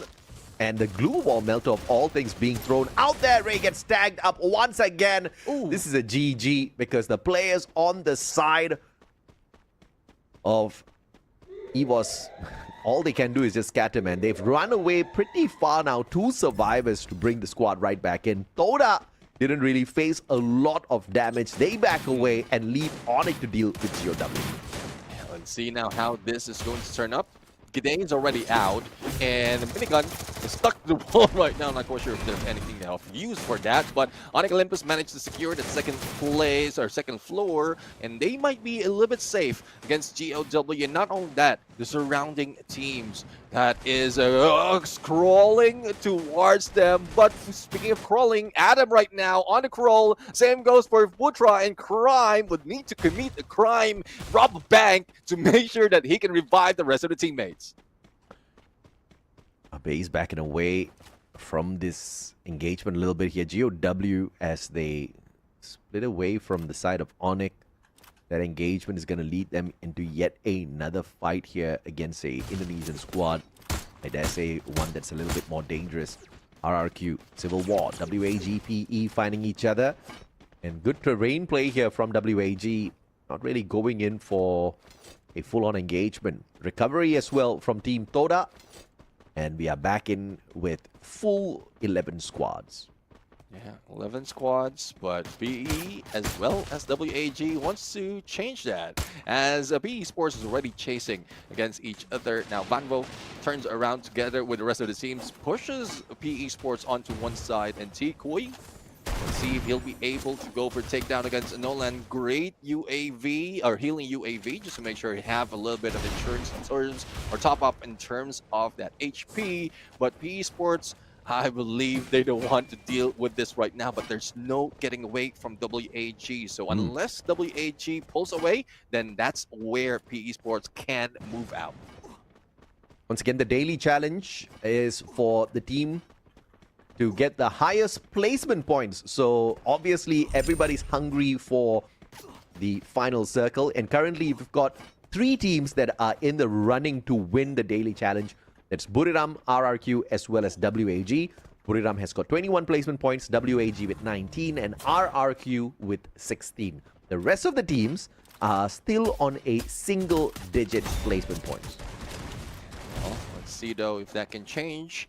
There's a lot that needs to be done right now in terms of survivability, because a lot of teams are going in for engagement, and this would be detrimental in getting more placement points, especially if they don't survive that long. But we still have 11 teams, though, in the 5th or going to 6-minute mark. But with all these teams going against each other, we might cut this down a little bit once we get into the 3rd phase of the circle. But onto the 2nd phase, right now, Team Flash still dealing with Todak, but I think Todak has done the deed and just have to survive a little bit, but Team Flash is putting so much of effort! There goes the Rebel Rush, but doesn't do so much because ABCD would just be hanging back and taking that shot. I mean, dude, they got lucky that they had a 2v1 there because they got blindsided. He Rebel Rushed out of view and they were like, wait a minute, where's he? But of course, as they quickly regroup now, I think there is a chance for recovery. Virtus Pro up against Toda outside the safe zone. This is not looking good for the Malaysian squad. See, though, I mean, it's tough being outside, but it's still early into the game, so HP would not be damaged that much. But for Eva Zivine, go against Team Flash, and we've seen Team Flash win that fight. They are the top elimination leader right now. ABCD goes for the rush, and the Zom just follows through a Riptide Rhythm for the Rebel Rush just to make him turn around, and a shot in the back of his head will reduce the chance of Evo from surviving. Coach Hill a little bit in too deep. Kenta being pulled, but it would not work against Shin as well as ABCD. And there goes another player being taken out, increasing the number for Team Flash. I mean, increased his survivability for a little bit, just blocking out some extra damage there with the Kenta, but obviously didn't really swing his way. Virtus Pro is dealing with the damage outside here. It's just circle number 2, so nothing much for him and the squad to worry about as of this point of time. But it's finding an engagement against a squad outside the circle that's going to be fairly deadly for Virtus Pro, who of course needs to find some sort of recovery. 9 placement points, 15 eliminations so far is not too bad actually. Well, yes, it's not too bad. Hopefully they can increase that as well. And we're currently in 3rd place for this map is a good chance for Virtus Pro.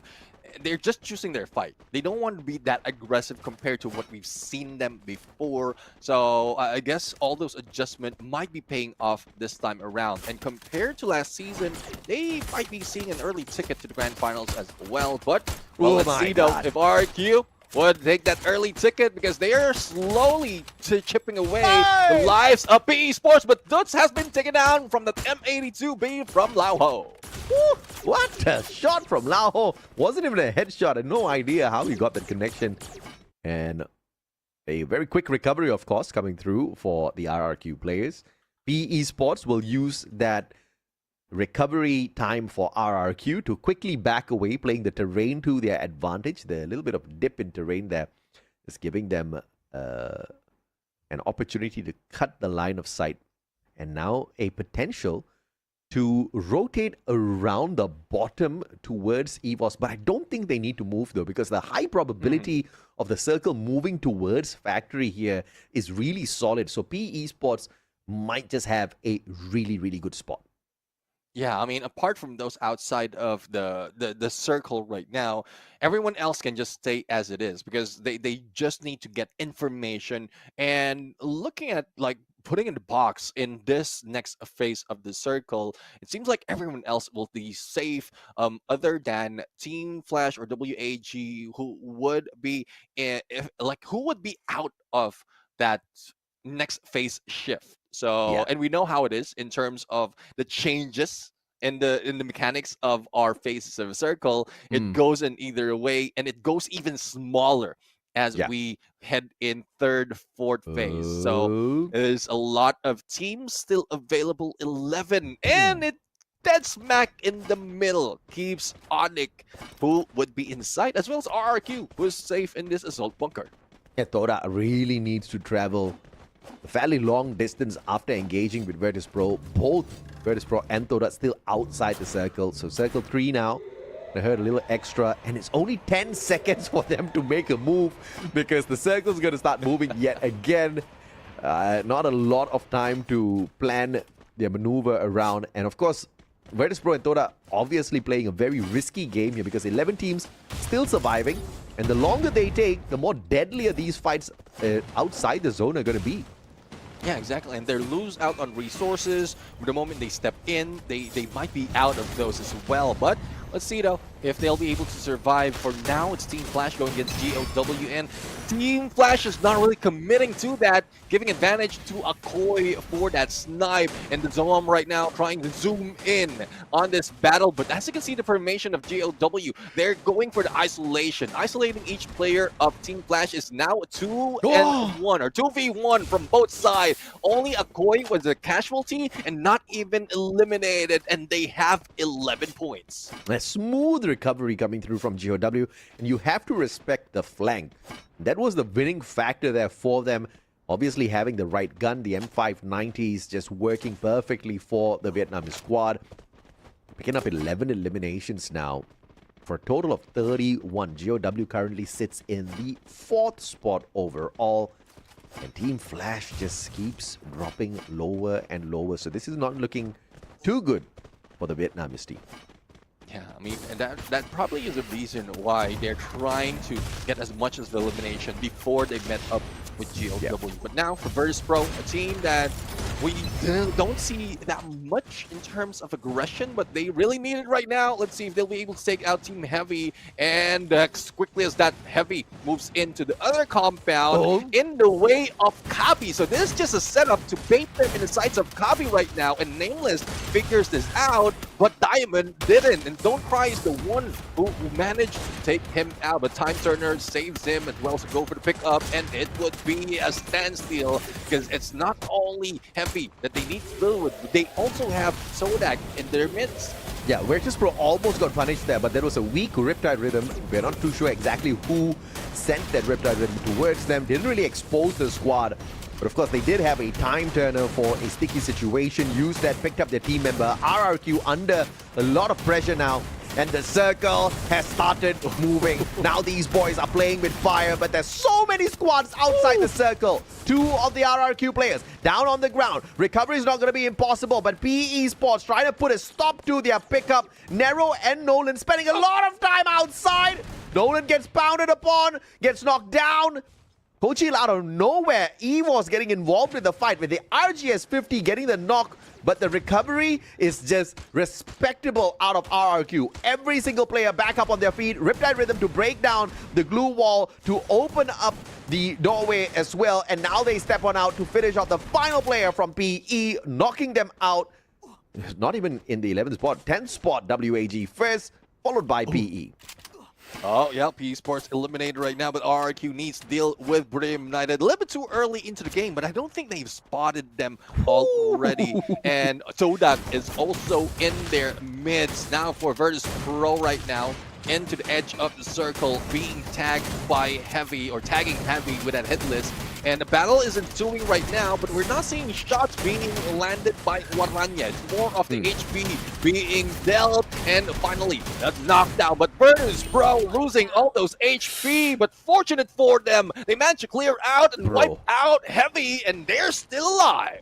I mean, dude, 4 Vietnamese squads just got eliminated back to back to back. How insane were these fights? I mean, not at all great if you're a Vietnamese fan, because you just lost one after the other. And now all they get to do is just watch the other teams fight for the Booyah on this map. Buriram out in 6th as the Onyx players find them circling on in. Couldn't really see much of Buriram in this game at all. So their chances of finding a qualifier early kind of dwindling down. But of course, we've got RRQ still alive and kicking in here. But Dudes is in a unfortunate position. Onyx can go in for the Punisher. Yeah, let's see though. I mean, Onyx, if he spots him or just I identify that glue wall is their opponents, then that could be one nade against him. But Virtus Pro is putting so much pressure that they have no way of just rushing in onto Dudes right now. So Dudes will still be safe, but the blue is closing in, and Evo Divine would be eliminated by Todak, and he was just hiding in that cement tube, and that is the last player for Evo. But for RQ, the last player might be dealing with Waranya, but exposing his position. Onyx Olympus receiving a lot of damage. Only one remain. Will pickup be done, or will BP just clear out the roof right now? But Day says no, charging all those shots with a charge buster, and Onyx Olympus is still alive. 3 knockdowns, instant pickups coming through. The Ford and Thiva just reigning supreme on the side of Onyx. 13 eliminations strong, and now the Malaysians knocking down on their doors. But G'day knocks them right back down. 1 on the head, 1 on the chest, 2 players down. And Toda just giving away free points to Onyx at this point of time. Oh, Charge Buster. A thing from the past is now being brought back by my God. And he will be saying good day, good afternoon, and good night as they get that Booyah. Holy mama, the champions of FFWS SEA Spring 2025 are showing us that they can still be a massive threat in the grand finals. This is the team we just welcomed in here to play, and it looks like they are going to be fighting for the top spot, because what a massive game this was for the squad. By the end of this, they had 18 eliminations, and that only means a total of 30 points now picked up by Onyx. Yeah, and that would catapult them from the lower part or lower half of our current leaderboard to part of probably the top 6. But let's see though on how that would end up. But I love their survivability. I mean, we've seen that has been a pattern from WAG to Buriram to Onyx. Like, no one's going down that easily, even with only 1 Tiva. They just know how to protect their teammates and making sure that they will not lose, or as much as possible, not lose 1 player from that engagement. I mean, day a off-meta gun being made to look like it was the supreme meta in that game. The guy Charge busted everybody out of the way. I will not be surprised if he is the MVP of Onyx. I'm sure we're going to see massive damage, a decent number of eliminations on his side as well. That was a phenomenal game from Onyx because Virtus Pro came knocking on their doors really hard. They got 3 eliminations, but the recovery was phenomenal. They played their glue walls really well. They had a couple of time turners on themselves as well. And the timing of the time turner usage was just spectacular out of Onyx. They defended that. And of course, then Koda came knocking on their doors. Once again, 3 points given away to Onyx. It was a great match for the Indonesian squad, for sure. I didn't expect this. This is a surprising result for the side of Onyx. Yeah, definitely. I mean, they are just showing that they can win the fight without any, well, little luck needed. All they have is skills, all they have is a great weapon as well as great position that they can use in that fight. But speaking of position, I mean, they've stayed in that position against, 3 teams? And they were not taken down from that rooftop. Nah. So first it was Virtus Pro from the side, and then from the final match, it was Todak, and G'day was just something else. Yeah. Like, this is the first time that we are seeing him pop off in this stage, in the knockout stage, and he just rewinds 2 seasons back, or 2 years back, I would say, in terms of meta, because he skipped, or he rewind through the Trogon to the M590, or the M590 to the Trogon. Before that, it was a Charge Buster that's leading the front. Yeah, I mean, no doubt at all, right? Of course, G'day at one point of time on the side of EVOS, he was deadly, and then he spent a little bit of time playing for the Malaysians and picked up a little bit of experience on the Malaysian side as well, just seeing how they do things, getting a lot of confidence. And now on the side of EVOS, obviously, he is a monster, right? But he's not the only monster on the squad. We've got the rest of them as well. We'll see a little bit of a peek of their performance. Putra has been a blessing for the team. Obviously, Crime MKS as well. Spent a little bit of time on the Malaysian circuit. And yep, your MVP. The charge busting G'day, 8 eliminations, 3,362 on the damage, 10 knockdowns, and look at his passive skills, bro. This guy is a all-rounder. He's got the Koda to spot out the players, and he's got the Nikita of all players out there on the passive skill. And he has got the Awaken Alvaro combined with the Beast. Then he's your Grenadier as well. But we didn't see any nasty grenades out of him this time round. And obviously, to make things even more deadly, he's got the Maro, because obviously everybody's running the AC-80 as of this point of time. And I really like what he's doing out there. Sometimes you see a mixed batch of active and passive skills like this thrown in, and these players don't make much out of it. Not G'day, man. I mean, this guy, he reaped away the best massive game out of it.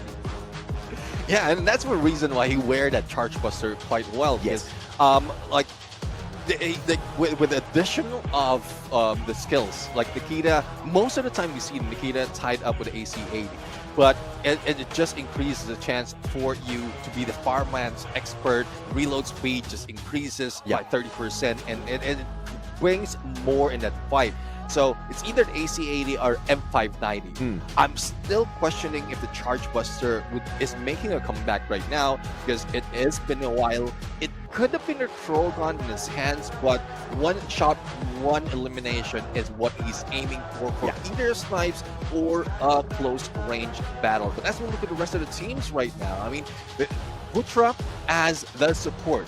This is the guy that also turned things around, and that engagement wherein almost all of them has been taken down. Yeah, no doubt at all. And let's not forget as well, right, that Nikita also has the capability of reducing the healing deduction off of the opponents. So literally G'day is the first one tagging them in. They can't even recover quickly off of his shots, and then the rest of the players are just snuffing them out. I'm not sure why we're seeing quite a number of ball hits on the side of Onyx, but clearly something is working out for them. And even Putra X has got the time turner, and this is something that has been phenomenal, right? So for 10 seconds, you've got a force field, knocking out 1,000 damage, and you've got a 60-second cooldown on it, though. So that's the only downside of this. You can pick up an active skill card. Clearly, they had that on their side as well, because we saw 2 consecutive time turners saving the lives of Onyx Olympus this time round. But once again, a 30 massive pointer, and Onyx from nowhere into somewhere. Now they are in the top 5, looking for the #1 spot. Yeah, but who's on the #1 spot right now? It is RRQ, and you know how I say with this performance, no booyah, no problem for them. And they do have a decent amount of lead against WAG. And, well, probably it's because WAG didn't put up so much in that fight. Only 2 points in that Bermuda map. And that's one thing that they really need to recover from. But, again, one downside, one low game doesn't matter that much, especially if you've made strides already to put yourself on top of the board. RRQ experienced the same thing from yesterday. Yeah. They grabbed the first booyah, but they slowly faltered for the rest of the match, making it difficult for them to come back. I think he's going to inspire quite a number of players to pick up the Charge Buster as well, but I think many of them have moved away from the Charge Buster practice, so I don't know if they can stay as sharp as G'day. But of course, we've got the interview coming up for you guys in a little bit as well. Let's see exactly who we've got on the desk with our host. In fact, even which host we get now is a little bit of surprise. We'll be back with you guys after a quick short break. All right. Thank you so much, Caster. Survivors, what a comeback. Congratulations to Onyx for securing their very first booyah today. 3 games down, 3 more to go. I'm here with Adam now from Onyx, obviously. Hello, Adam. Hello. How does it feel to finally get your first booyah today, especially knowing that Onyx has had a bit of a break on the knockout stage phase 2? Aku translate ya. Jadi gimana nih rasanya dapetin booyah pertama setelah break atau istirahat yang lumayan panjang ya bagi Onyx di knockout stage fase kedua. Membutuhkan 2 game dulu untuk adaptasi sehingga akhirnya booyah di game ketiga. Apa yang kamu rasakan sekarang? Lumayan bagus lah. Lumayan banget. bagus, Ya. lumayan senang. Ya. Terus apa lagi? Agak panjang dong, biar translate-nya panjang nih. Gak ada. Ya itu So- doang yang ngerasain. Okay, so obviously he's feeling great. He's very happy with the result, and they have not been facing any threats whatsoever so far. So yeah, they're pretty positive going on the next 3 matches that we still have today. Okay, yang kedua, second question, the G'day effect. Do you think the new ammunition that you guys have on the team really affect how today's game went? For all of you.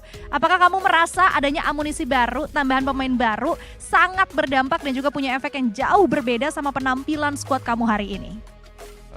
Lumayan ngaruh sih karena kita lebih hidup ada karena adanya G'day.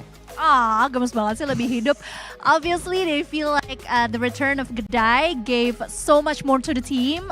It's like a breath of fresh air and they feel more alive now.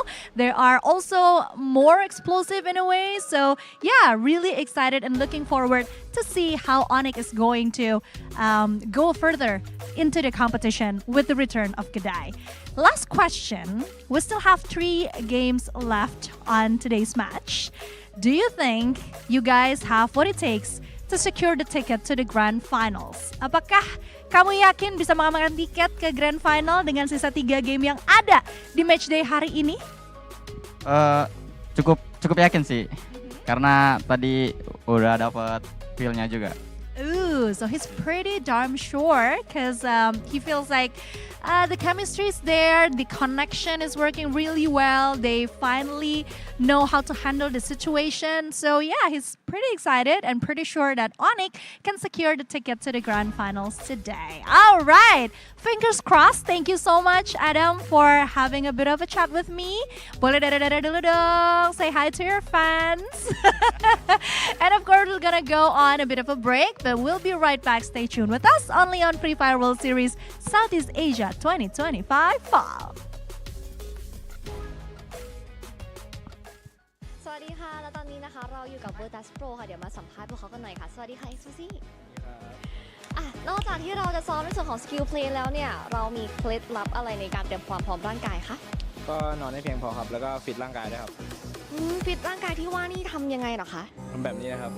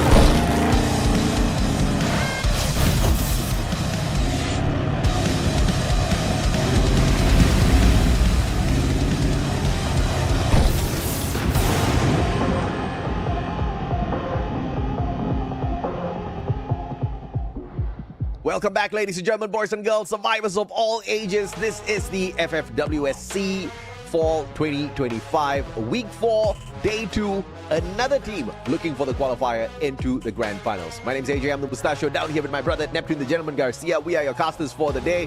And as usual, it has been absolutely fun. Thus far, RRQ has managed to find their way to the top, but so has another Indonesian squad in the name of Onyx. And I am pretty excited, right? Because the boys are back in the studio. They are geared for victory. They have got everything that it takes to dominate out there. But they're still missing another Indonesian name, which is EVOS. But it's okay as long as we've got a fair share of representatives. Because even from Vietnam, Neptune, we've got a representative out of WAG today. Yeah, definitely. I mean, WAG has performed quite well today. And comparing the previous days of broadcast, we've seen a dip performance from the rest of Vietnamese team, like heavy team clash, PE Sports, especially PE Sports, because we were talking about earlier how PE Sports was second place yesterday, and now they're second place from the bottom right now. So let's see if the remaining 3 games would work for them. But you did mention RRQ being on top. Nobuya, it's something that they have done so much well because of the consistency in placing higher as well as getting a few elimination. But the next map would be a threat for RRQ right now, because in terms of every map across the board, Solara is their worst. Currently in 13th spot when we accumulate all those points from the first day of the knockout stage up until today. And let's see if they can turn things around, because other than Solara, the only map that they haven't had a booyah was Alpine, but it doesn't slow them down. They still are on the number 1 today. Yeah, I mean, I think you hit the nail on the head there with the RRQ Solara analysis, because if you look at their team's performance, Solara is their worst map, right? In every other map, they have managed to get more than 3 digits of points, right? More than 100 points so far. Solara is currently 49 points, total points accumulated. So obviously they struggle here. They have got no booyahs here at all. They average at 7 points on the Solara map, which is horrible if you ask me. But RRQ is just that kind of team that we know are very disciplined, and they look to work on the things that they are weakest at. So we can't tell, right, exactly where they're going to be on the Solara map, because we've seen sometimes teams really don't perform well at all and then they make a huge comeback.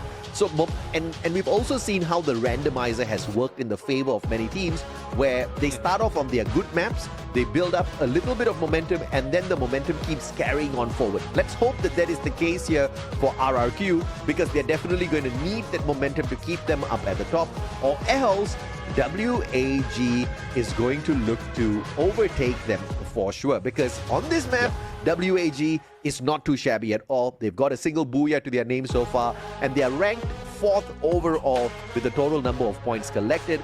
Above them, you have got teams like Falcon as well as AGAL, who are not going to be playing today, and you've got Buriram, who are not as consistent. So there's a high probability that we see a big fight again from WAG, which is a great thing for Vietnam. Yeah, exactly. I mean, only 8 points remain are between them and RRQ. But on the brighter side of things for RRQ, they might fail Solara, but what's up next for remaining 2 maps would be Kalahari and Nextera. And these team, RRQ, is topping the board. 3 booyahs each. Yes. So I mean, they can falter, they can fall, as long as they will pop off on those specific map, then that is still good for them. But we want to see other teams perform. We've seen Onyx Olympus already grab a booyah. We've seen Buriram United grab a booyah as well, and slowly climbing up on the leaderboard. And when we look at the lead from the top 6 of the teams, like, it can be reshuffled anytime by the end of the next map. Yeah, absolutely. I think that's a good assessment once again, because like you said, they can perform pretty shabby, but they have the confidence on Kalahari as well as Nextera. On both those maps, they have got 3 booyahs on each map, right? They are dominating at the very top of the leaderboard. They are the only team to secure more than 100 points on Nextera. That is crazy. They are at 132 points, miles beyond the other squads that are in competition for dominance on Nextera. On Kalahari as well, They are the top performers. Behind them is Falcons as well as Buriram and PE Esports. We all know PE Esports is not doing fairly well today.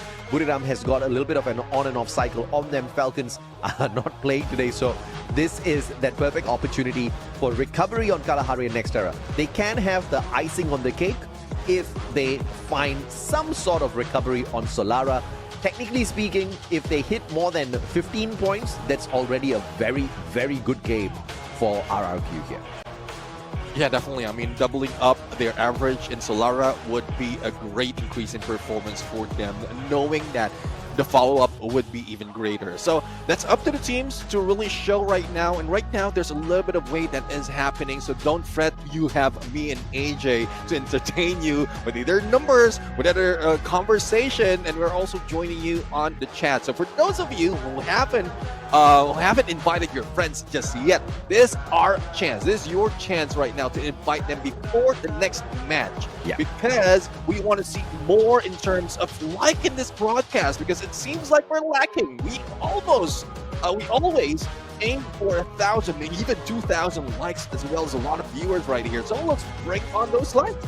Yeah, absolutely, man. I mean, this is the opportunity for some of these teams to shine, right? And we have seen a little bit of struggle coming through from the Vietnamese teams today. Heavy Flash PE Esports haven't really shown up big, and they are somewhere around the same range of performance. In fact, in the previous game, we saw them get eliminated one after the other, which was very painful to watch.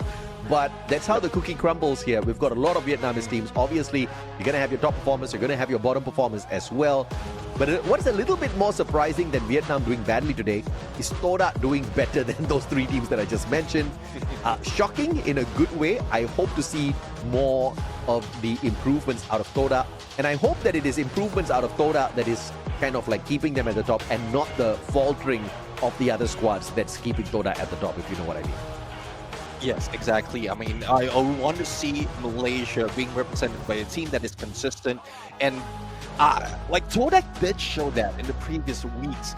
I'm not quite sure what is happening right now, especially in yesterday's game, because close to the bottom is somewhere that they don't want to be in anymore, especially as they are now part of the first set of teams who can qualify before the week 6 we're in. That is the last chance for everyone else to be on the grand final. So hopefully they don't waste this opportunity, this chance to really perform, to really move up, or to study their opponents and make positive adjustment in their play style. Not too aggressive, because in today's battle for Todak, most of the aggression is leading to them faltering in the game, so in the match. So hopefully that would change as well, but it's still anyone's fight right now. The lead between these teams, and we called this earlier on, we don't want one team just dominating the game. We want everyone chasing for the #1 spot. And it seems like with WAG and RRQ in contention together with Buriram United,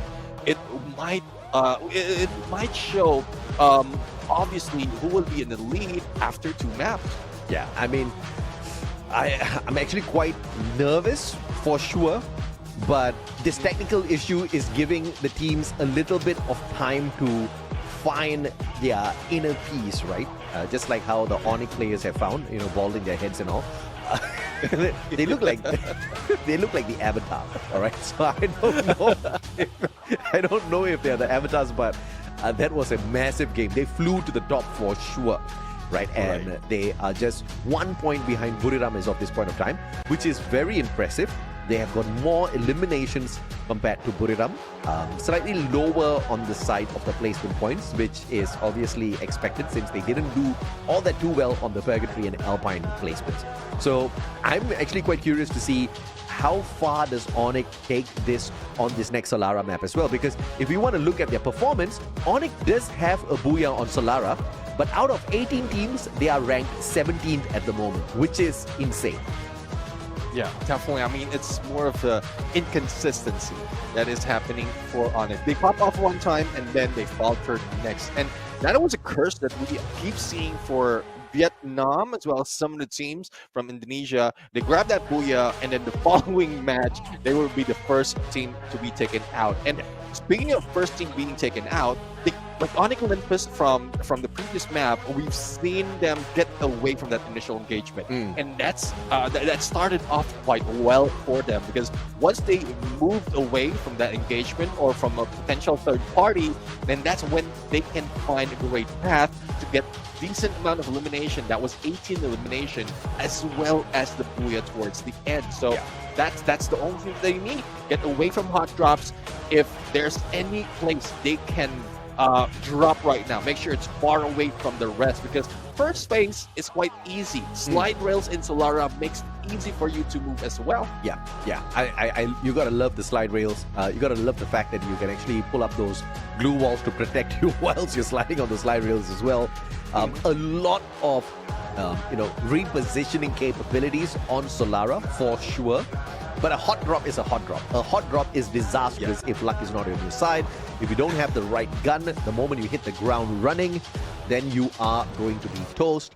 Just like what we saw earlier on, Bigatron versus Flash. Flash was the one that had the better position, the better guns, and yet Flash did get taken out fairly early. Both Bigatron and Flash are down at the bottom of the leaderboard, right? So no surprises there at all.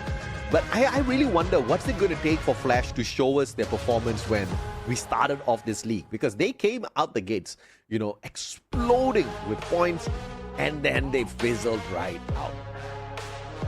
Yeah, and Team Flash is one team as well. When they were introduced in the FFWS Southeast Asia, they are very aggressive, similar to in comparison with Bigatron. Yeah, and that's one thing that is also it's a double-edged sword in most instances. Because if you're too aggressive without choosing your fight, then it's a 50-50 chance for you from the hot drop to any engagement. And it seems like if you're too hot-headed in getting elimination, you would lose out on the tactic. Comparing them to the other teams who get position first, and then that's when they start the engagement. So a smarter move goes in to a smarter game. But we're going to go for a quick break. When we return, the battle will continue. So don't go away. We'll be right back.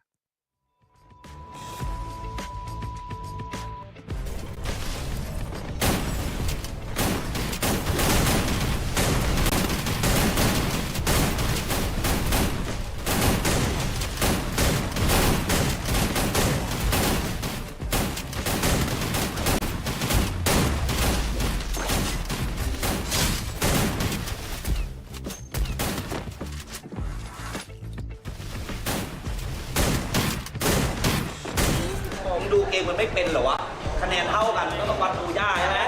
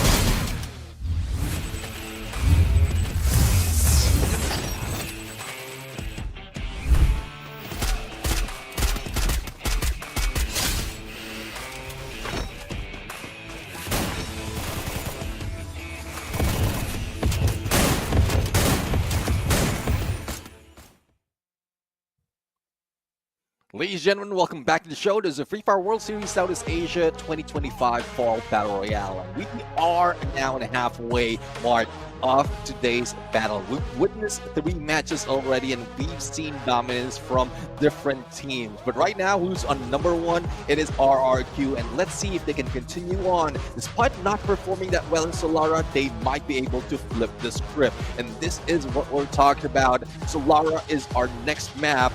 But I'm pretty sure, AJ, you're excited to see them perform, or if anyone can beat the number 1 spot, especially from WAJ. I mean, this is exactly what we're looking for, right? For the flip of the script. So some of the teams who are perhaps struggling a tad bit to rise back up into the top ranks here, just like what Onyx has done. Just one game at Bermuda has changed their fate as to where they stand on the overall leaderboard. And what's more impressive is the fact that before that game, they were one of the bottom performers on the Bermuda map. So I'm hoping for that to be the situation here as well. We talked about how Onyx is one of those bottom performers on Solara as well. Maybe they can use this momentum and really change their fate on Solara, just the way they changed their fate on Bermuda. I'm looking for this to happen for the Vietnamese squads as well, who have not been performing at their top level. Mainly Heavy, Flash, especially Esports after their run yesterday. Yeah, exactly. I mean, there's a lot of changes that are being done despite of their previous performance and the numbers that we are setting up based on our records. So there's one thing that we want to see. This is something that we expect, because that only shows that there's great improvement from some of the team's gameplay, or they just are not that consistent. So some of the teams that we expect to be consistent are not rocking it this time around, even from the previous days, the previous week. So this gives up or open up the gates for the other teams to take the number 1 spot away from who's dominating right now. And that is what we love about this format of knockout stage. Even the underdogs has a chance to take down the top dogs. I mean, that's totally true, right? As long as you are respecting the meta, there is a big probability for you to do that, because at the end of the day, we don't have any chump squads in here. We have the creme de la creme, the best of the best Southeast Asian squads in FFWS SEA Fall, and we have made it a tad bit more difficult with the current formatting, right? And the playing field has been leveled out fairly well, because we have also taken out the top 3 best performing squads from the equation, and we have sent them off into the finals already. So I mean, there's no reason for you to really be down in the dumps. But that is exactly how it's going to be. In a lobby with 12 teams, there are going to be some winners. There are going to be some unfortunate losers. Yeah, and hopefully for those who are at bottom, it doesn't stay that way for long. Because it would be tough if in most instances you try your best, but you still falter, and mistakes would be followed up by a different mistake. And this is what we have been calling out teams for the longest time.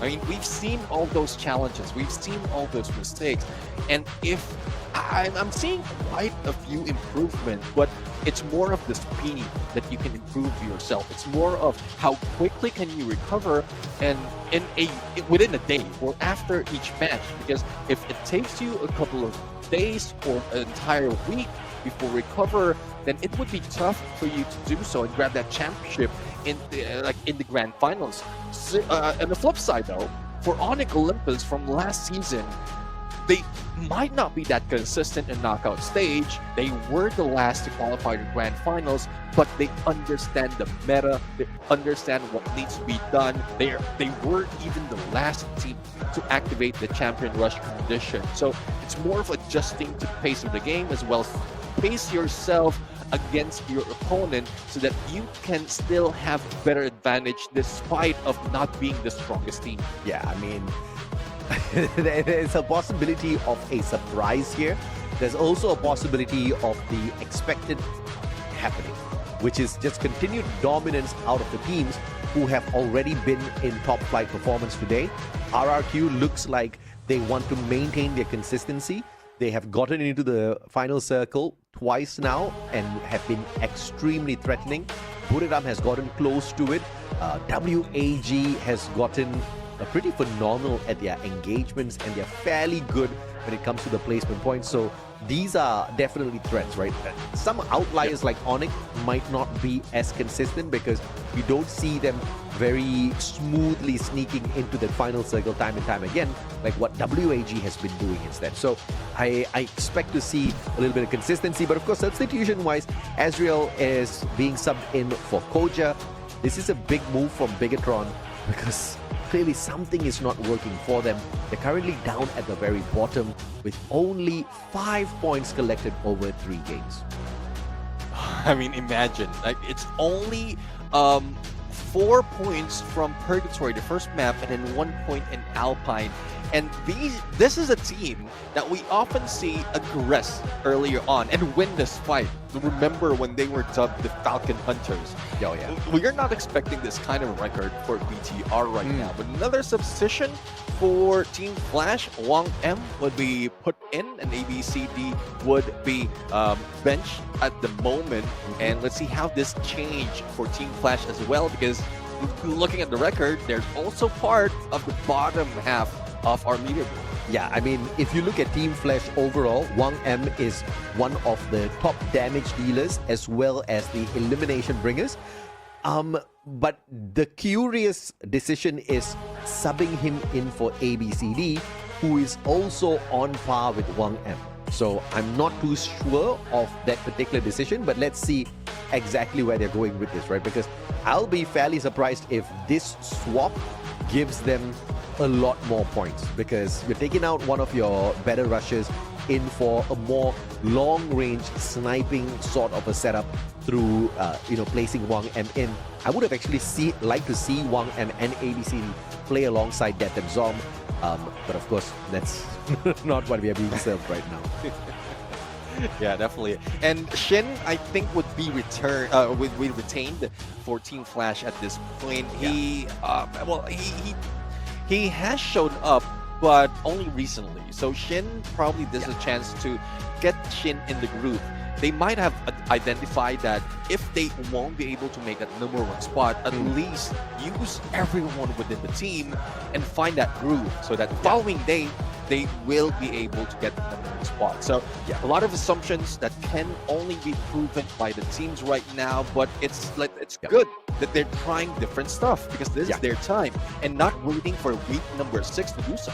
I actually agree with you. I mean, if you have already acknowledged that the #1 spot is just not going to be possible, then give all of your players a little bit of playing time out there. Let them warm their fingers up. Let them get used to the environment before they are truly needed out there in the competition.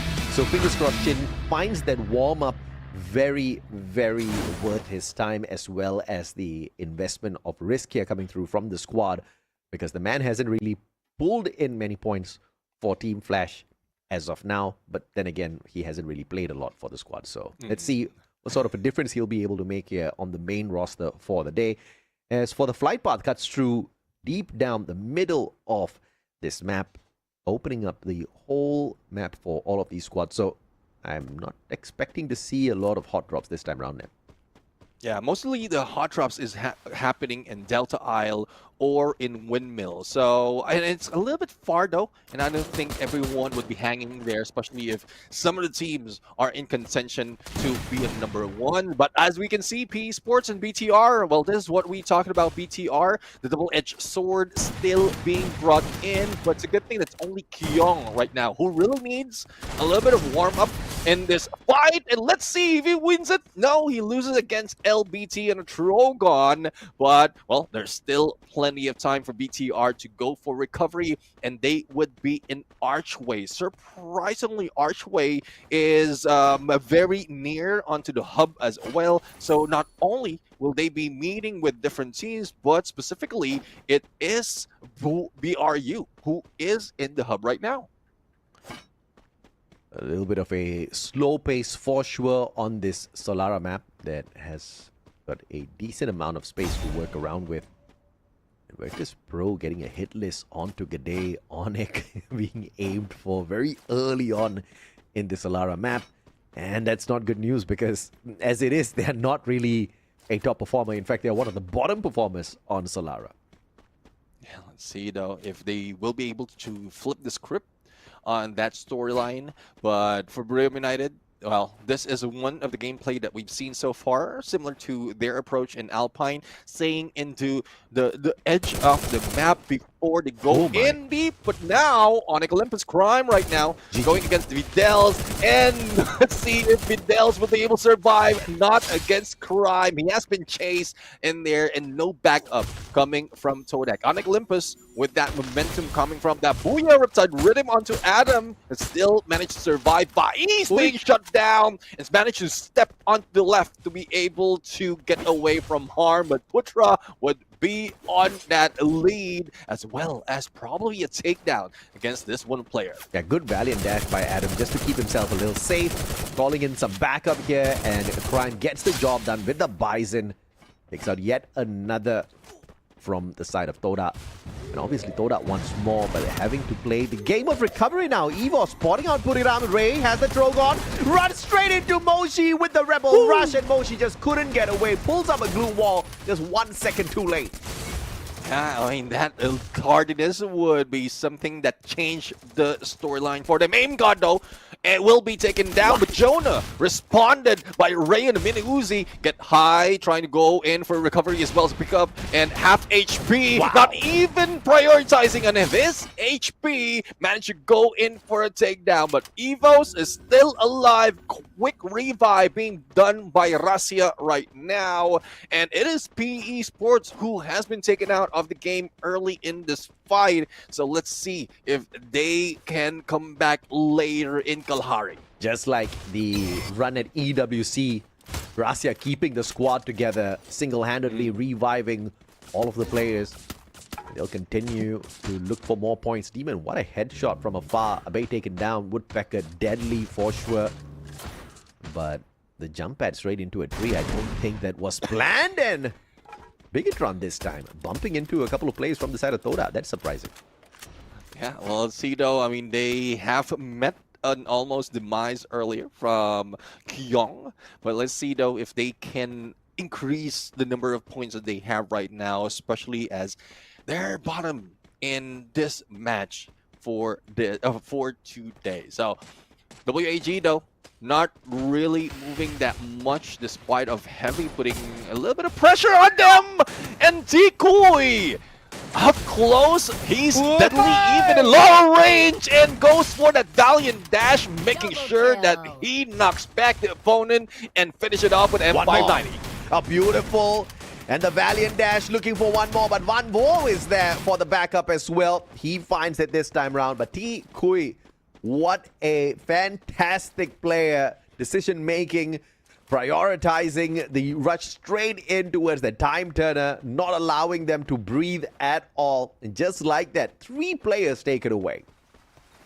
Tikui has made great strides in improving that rush in Clash Squad. And that's one reason as well why he's doing quite well in CQCs in Battle Royale. So for those of you who are thinking, what's the reason why we have Clash Squad, is because of this. Teams lack that CQC potential, and CS has just brought that in, and a lot of teams has been improving in terms of the close quarter battle. Yeah, and also you do have a possibility for some teams just being so much more proficient at Clash Squad, not really Battle Royale. This gives many teams that opportunity to shine.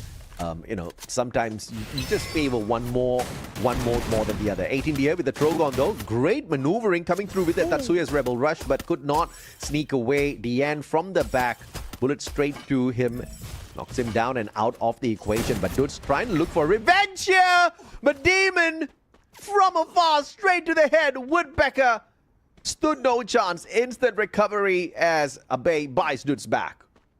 Oh, he has just been taken down in there. And I think that Aurora Vision has been his downfall because he can see his opponent, but like the position or is the distraction of that Aurora Vision probably that made him falter in that push. But for Jonah right now, there's no faltering despite of the time turner. Wasana managed to go in for the shot with M59 against Dix, and that's 4 points already for BRU. And Borem United is one of the teams who who is now being proficient in Solara as well. Back then it was just BTR, but BRU is focusing in this specific map to improve, and this is a chance for them to take the #1 spot away from WAG and RRQ. Prime, an airball with those Riptide rhythms. Doesn't really get to farm an extra point for the squad. Onyx really trying hard for Mufasa. Lights up the vehicle. And manages to get the headshot as well. Great shot out of Putra X with that AC 80 and 3 points early game for Onyx. What should be their weak map is off to a fantastic start actually.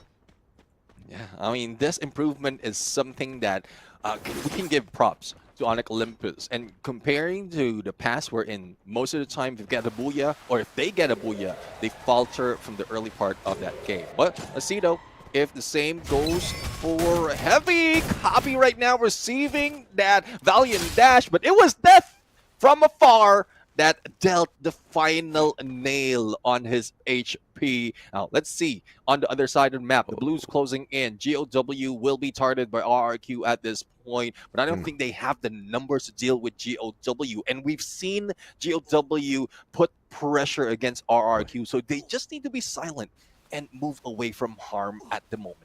Full recovery, all thanks to Don't Cry. Heavy back in the game as he hits the triple revive. Ma'al with the VSK should be able to take a shot, but like you said, they're outnumbered and they don't want to take a little bit of a risky play here. They allow the team to just waltz past them as Mufasa just does his cool walk on that landing. Yeah, let's see though. As Sodak right now, Riders Club, edge of the circle, they're not choosing any engagement early on, and this is smart for Todak, especially if they are aiming to move up into the leaderboard, currently placed on 8, and it's a significant amount of lead, but it can be altered, or it can be reduced in 3 maps. So this is smart for Todak right now. Go with placement, go for the final circle, not really engaging that match, especially if they are disadvantaged. But Team Flash would be near on them, despite of them having visibility. I don't think they are in position for a fight right now. Let's see if they can walk away with Noki here. The blue wall for Noki just to protect his head. Could have crouched, but he wanted to run across the battlefield. Glue wall melters being laid out. Noki just with a sliver of health, managing to survive this for the time being. Ice grenades tossed, that's just a waste on the side of Team Flash. Yeah, it is a waste. Team Flash needs to really flank and take a lead onto the next phase of a circle if they want to gatekeep Todak and not deal with them from outside blue. But speaking of dealing, WAG dealing with Brim United. There's no potential of a takedown just yet, but Riptide Rhythm, despite of it hitting a glue wall, there's no instant takedown, and response will be done by BRU. And as you can see, they are taking a beeline against WAG right now. 3-3 turned to a 2-1, but Jonah receiving damage, making him back away. Well, Tikui, beautiful Valiant dash, but he did not see that one coming. Wasana getting the pump onto him. Get high, spray down PLS1 from afar. VSK had the vantage point to play that advantage. Jonah not giving the squad enough backup. AC 80 in hand, but Wasana is there for dealing the final blows, and WAG snuffed out in the hands of Buriram. I believe there's one more survivor here that's just still no survivors at all. 9th spot, WAG makes that exit. Yeah, Todak also being taken away despite of all the effort in surviving that flank against them. Now, RQ right now, 3 elimination, they need that vending machine to revive 18 Deer and gear up as well against Heavy. But on the other side, Heavy is dealing with Burns Pro. So this buys RQ plenty of time, but Tonic right now, great turnaround being done by G'day, and he's still in a roll. Charge Buster earlier, Mag 7 this time, and up close and personal, he's putting so much damage. That nade almost was deadly. Has still got the Mag 7 on him, exposed by the Coda now, but the man does not care. He is on a roll, and G'day again gets a knockdown onto Akoy. Ray turning the tables onto him as EVOS just steps on into this fight, helping out GOW survive this. Oh, I mean, Evos managed to stop that rain, and Adam was able to pull away. Now, for how long, though? And is there a vending machine on that side to make a comeback for the rest of the team? But Evos right now prepped to be able to take down GOW RGS to put damage on Akoi. But Team Flash is also here. Shin and Death dealing on the other side as Evos would be pinching them as well. But seems like Team Flash is receiving or putting damage on that flash grenade or ice grenade being put in to take down two players from Evos Divine and GOW being taken down. The duo from Team Flash who started this rush has turned the tables against two teams. Yeah, absolutely, man. And of course, Rasia, again, the Wonder Kid still alive, but revenge is sweet, says Adam. You knocked Gade down, and we take away your final player. He was snuffed out. Oh, Evos is out of this game, and RRQ right now, Lilch to no chance of recovering, Maal as well as Dude. So it's up to the Clutch Kid, 18 Deer as well as Abe right now, but they have to deal with Heavy, receiving damage, and not having so much to work with in terms of weaponry. The full squad going in from flank, and Verdance Pro right now might be the savior for RRQ. Don't cry, being taken down by Abe on the other side. Now shots in from across, and Abe will be able to put pressure, but Blue's closing in, and DP is on his way. Yeah, beautifully done here by Abe, just pulling a little bit of distraction, but the recovery is phenomenal for the side of Heavy. And this is what we were asking. Flip the script, and flip it they did. Heavy just fire straight back at them. 18 Deer from up top will be able to punish Nameless as well, who takes a very risky play on top of that hedge. Yeah, I mean, if in case they let Virtus Pro deal with Heavy, RRQ could have been safe, and Virtus Pro would not even bat an eye on them and just head into the circle. But that might be the mistake that they will need to deal with. 18 Deer is already down, and RRQ is out for the count. Now, we have 4 teams remaining. Virtus Pro with 2 or 3 players, and they deal with Heavy, but the finishers has been dealt by Moshi from Burim United, who is the only complete squad in this game. It's now a 4v3 against Team Flash. Heavy and Flash making this game to be that game of recovery is definitely commendable after a rough start from the first 3 games. So this is phenomenal. Now here at Solara though, Buriram looking for their booyah. 4v3. Flash doesn't have the advantage. Wasana rushing on in, looking for Shin. That boulder still keeping him safe. Gets a double tag, get high with the support as well. And now they move on in with the Rebel Rush. He cuts down the distance between him and that, and the backstab will give Buriram their second booyah of the day. Now, we did mention that Buriram has did well in performing on Solara. And it's not only for this week, it's also from the past. And this is probably their main focus because of the new map brings new pressure, new challenges for the team, and they don't want that in their way. Most instances for Burim United, they can dominate the other map. But when Solara was introduced, that's where they faltered. Probably fixing that gives them more chance of dominating Grand Finals. 32 points on this game is massive for Buriram, and no doubts whatsoever, they are now the #1 team of the day with 2 more maps to go. And this is where things start to get really dangerous and really competitive between Buriram and RRQ, because this next map, it's no longer the Indonesian map. It is an RRQ map. You're talking about Kalahari, RRQ super sharp here. But guess what? Buriram is very capable on Kalahari as well. These 2 teams are the best teams on Kalahari, and they will do battle right after this on this next game to determine who's going to be that #1 team. Will we see either one of them, or will WAG sweep it away from them? Things are getting exciting once again, Neptune. Yeah, definitely. The storyline is similar to what we've seen yesterday. It's very close on the top 3 spot, and anyone from those teams might be able to take it. for this day. But let's not take it away from Onyx Olympus because they are only 2 points away from WAG as well. So if in case they can turn things around, Kalahari probably outsmart even the best of the teams in this map, then that is a chance for them to bring themselves in that #1 spot early into grand finals. But that's all assumptions right now. It's up to the teams to be able to prove that, and we know how it is. For each day, for each match, there's a lot of flipping the script that has been happening right now. But let's head into the highlights to take a peek on what happened in most instances in that previous game. I mean, EWOS didn't really have the best of games here this time round. Onyx should have looked for a better protection onto Gade, their best bet at getting into the final circle, because this guy is an off-meta king at this point of time. Like you said, Charge Buster in the previous game, Mag 7 on this game.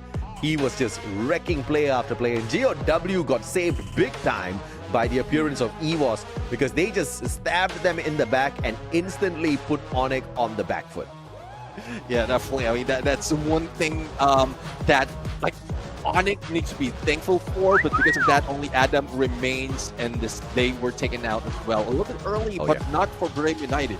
I mean, their tactic of being passive there early on has paid off this time around. 6 elimination, 3,122 damage for Moshi, and 5 knockdowns. Well, usual sniper build, and also a little bit of insurance policy with that Suzy, because you know how crucial it is for the revive. If in case you are the only one remaining, at least you have plenty of coins to bring back your teammates. Yeah, he's prioritizing marking as well as coin collection over the Raphael, as well as the Dead Silent. On top of that, you also get to bleed out your enemies 85% faster. He's opting for the coins as well as the Moko over that. A little surprising, and Moshi is not the most deadly at this point of time with those snipes, but still 6 eliminations, topping the charts. But surprisingly, Jonah matching him up as well. Wasana, this is the comeback everybody has been waiting for. The awakening of Wasana, and Get High is finally able to rest and be a proper support player. Yeah, I mean, support really is 10 assists in that game, and looking in their usual build right now in terms of their role, in terms of their persona in this game. I mean, Jonah as a captain leading the fray, he needs that vision, and Wasana as the rusher linked up with Get High on that Cassie and that basic therapy that really makes them a little bit more beefier in the front line. But as we look at the scores, you did mention 32 points for Buriram United, but for Team Flash, GOW and Heavy, earlier the teams from Vietnam is at the bottom, but now they are on top, or 3 of them, except for PE Sports, who is at the bottom of this game. Yeah, that's the record of the day. 32 points. That's the highest a team has been able to pull away. So Buriram officially has the most number of eliminations as well as placement points. Now, what's very shocking is the fact that on this next screen that you guys will see is GOW. I want you to take a look at the 6th spot, because GOW has got the 3rd most eliminations, almost equaling RRQ as well as Buriram. Where they do struggle is their placement points. Check that out. In the 6th spot, GOW. That is crazy, bro. They've got the firepower. They're not getting deep enough into the circle. GOW, with one good solid game at this next Kalahari map, could jump into the top 3 race as well. Yeah, definitely. I mean, if they can find the final circle, maintain this dominance in terms of elimination, and then they would be in the same place where Onyx Olympus was. I mean, just catapulting themselves a little bit higher in this game. And also, judging from the lead that they have, they only need 25 points to tie up with Buriram United. Well, given the fact that Buriram United doesn't get any points in the next map, but that is still achievable at this point, and we do have 2 maps to work with. And in Kalahari, though, despite of the record of being in the bottom, we know that some teams, like Onyx Olympus as well, can change that pace, can flip the script, and probably grab a booyah in that game. I mean, you're talking about 25 points away from Buriram. They barely need anything to catch up with WAG, who's on the 3rd spot. They literally just need about 4 points, which is Very doable for GOW at this point of time. So from having one good team from Vietnam, we now have got two good teams out of Vietnam. Very happy to see GOW join this particular race as well. Once again, they need to get deeper into these circles, but when it comes to the engagements, they are definitely shining bright as of this point of time. But the battle between Buriram and RRQ, both you and I have made our predictions. We think Buriram and RRQ are going to be at the top of the leaderboard. We got that correct. We both thought Buriram was going to find the qualifier. For the time being, it looks like we're going to get it right. But again, Neptune, the point that you brought up earlier, Kalahari and Nextera, RRQ dominates these maps. Yeah, exactly. I mean, the story continues. No one's flipping the script for RRQ right now. They did falter in Solara, and they have a good chance to dominate this, especially if they can deal with Brim United early on, or even WAG, because those are the threat that is in front of RRQ right now. And that is a huge test to work with, especially in the past, in the previous days. RRQ are struggling into the game, especially from yesterday. I mean, they were ranked 7th from yesterday's match, and in spite of having that record in Kalahari, elimination, yes, but placement, not so much. They had 11 points from yesterday. So is that enough for them to dominate and take that #1 spot? I don't think so. They don't need to chill at this point. They just need to fuel their engines and go for that gas and no brakes up until the end of the day. Yeah, I mean, this is a tense situation for sure, because there's just no way of telling who's going to end up in the #1 spot. The leaderboard is just way too close to each other. There's a deep distance between WAG as well as RRQ, which is 13 points. But we have seen WAG walk away with a 30-pointer. So this is a no-brainer for them to play a catch-up on.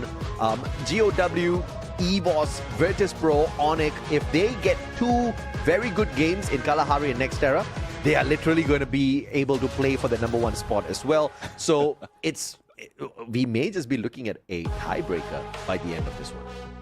Yeah, and well, the difference between the tiebreaker for those teams that you just mentioned is they're coming from different regions. Oh yeah. Compared to what we've seen in the past, like Team Falcons and AGAL, it's just coming from Thailand. So that was the tiebreaker. This time it's literally a tiebreaker.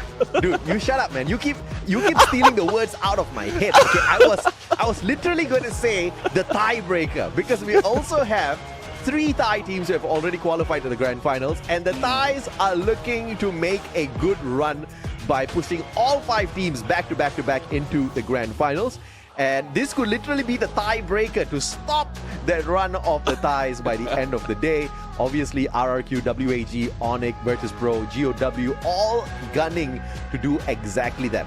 And so far, EVOS have gone back to their ways of leaning very heavily onto Russia.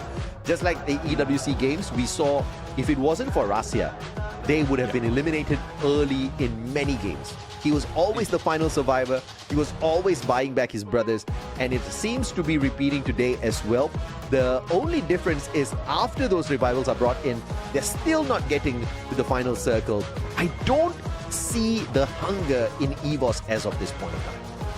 Exactly. I mean, Russia needs 1 or 2 guys to really back him up. And it's similar to what we called out for AGAL. But where are they now? They already qualified on the grand finals, not waiting for the rest of the Thailand teams. And that is thanks to Cypher. So EVOS needs a Cypher of their own. And it's still in question, who would it be? Who would be that aggressive guy who will land that shot early in the front line as soon as Russia damaged them with the HP. But before we head there, let's go to the player head-to-head and captains against captains. Dupes going against Jonah, and the scores is quite close, 45 and 48 on elimination. The damage though, Jonah has put so much more. It's because from what we've seen in the gameplay of Buriram United, they split up and deal with different angles. Compared to RRQ, they go in for a beeline in every approach. This is a very surprising stat for me because if you look at the overall numbers collected from the group stage as well as the knockout stage, Dudes is your number one fragger. Literally, even with those frag grenades, he's your number one guy. And he has got more than 100 eliminations so far. But when you focus just on the knockout stage performance, it's very close. In fact, Jonah has got the lead. Dudes has dropped his performance. Jonah has woken up in the competition. I think this is phenomenal for Buriram, but also a little suspicious for the side of RRQ because as you notice, Dudes is not playing his grenades as aggressively now. Definitely. I mean, he's not lobbing all those grenades and making all those damage. But let's see, though, if they can trust their skills right now, because all you need to do is trust your energy with Red Bull. Zinc and Vitamin from Thailand is supplemented with Zinc, B3, B6, and featuring mild taste that helps players stay focused and seize every opportunity to achieve stylish Booyah. And that is what they need right now. Stylish Booyah, especially for RRQ, to maintain or to get that number one spot away from Buriram United and maintain it all throughout the day. Yeah, you say stylish booyahs, I say absolute phenomenal booyahs, right? These boys are definitely able to wreck. And in my books, those are no mild taste. Red Bull's always the wild taste. Let's head on in. It's game number 5. It's the map of RRQ. This is Kalahari. The heated map in the heated battle. This is what we need right now on how close it is on that number one spot. And teams already flying in. Fair fight path for everyone. And let's see if there will be a potential hot drop right now. Stone Ridge, we know this is where Buriram United is dropping in most cases. And they're very near on Onyx Olympus in Santa Catarina. But if Onyx Olympus chooses the northern part, then they would be meeting, and who's going to win in the battle against Evos as well as Heavy. So that will be seen later on, and it will be seen right now. Aim got shots and no getaway will be done, but Heavy managed to go in for that damager, but it's not so much. But Ray has been taken out by Kabi. Cold Shield, double vector, managed to go in for a knockdown, and Alan is just waiting as well as Kabi. Now, with this duo, would they be able to fight against Evos, or does one needs to walk away quickly? There is no opening for Kabi. There is no opening for Alan as well to move away. And Evo's Cold Chill is making sure of that. And let's see, though, if they can survive, or they can just give it all and fight back against Evo's Divine, because Evo's Divine needs that away. Evo's Divine needs those points, but Kabi just shredded against one player of Evo's, but will he be surviving? And there goes elimination of Heavy against Evo's. And Rasya saving the day with Cochil. This wonder kid, once again, doing so much for the squad. But when we look at PE Sports, Jonah is going to be subbed on in for Nolan, who's going to be taking a short break here. PE Sports not having a great day. Currently ranked 11th out of 12 teams.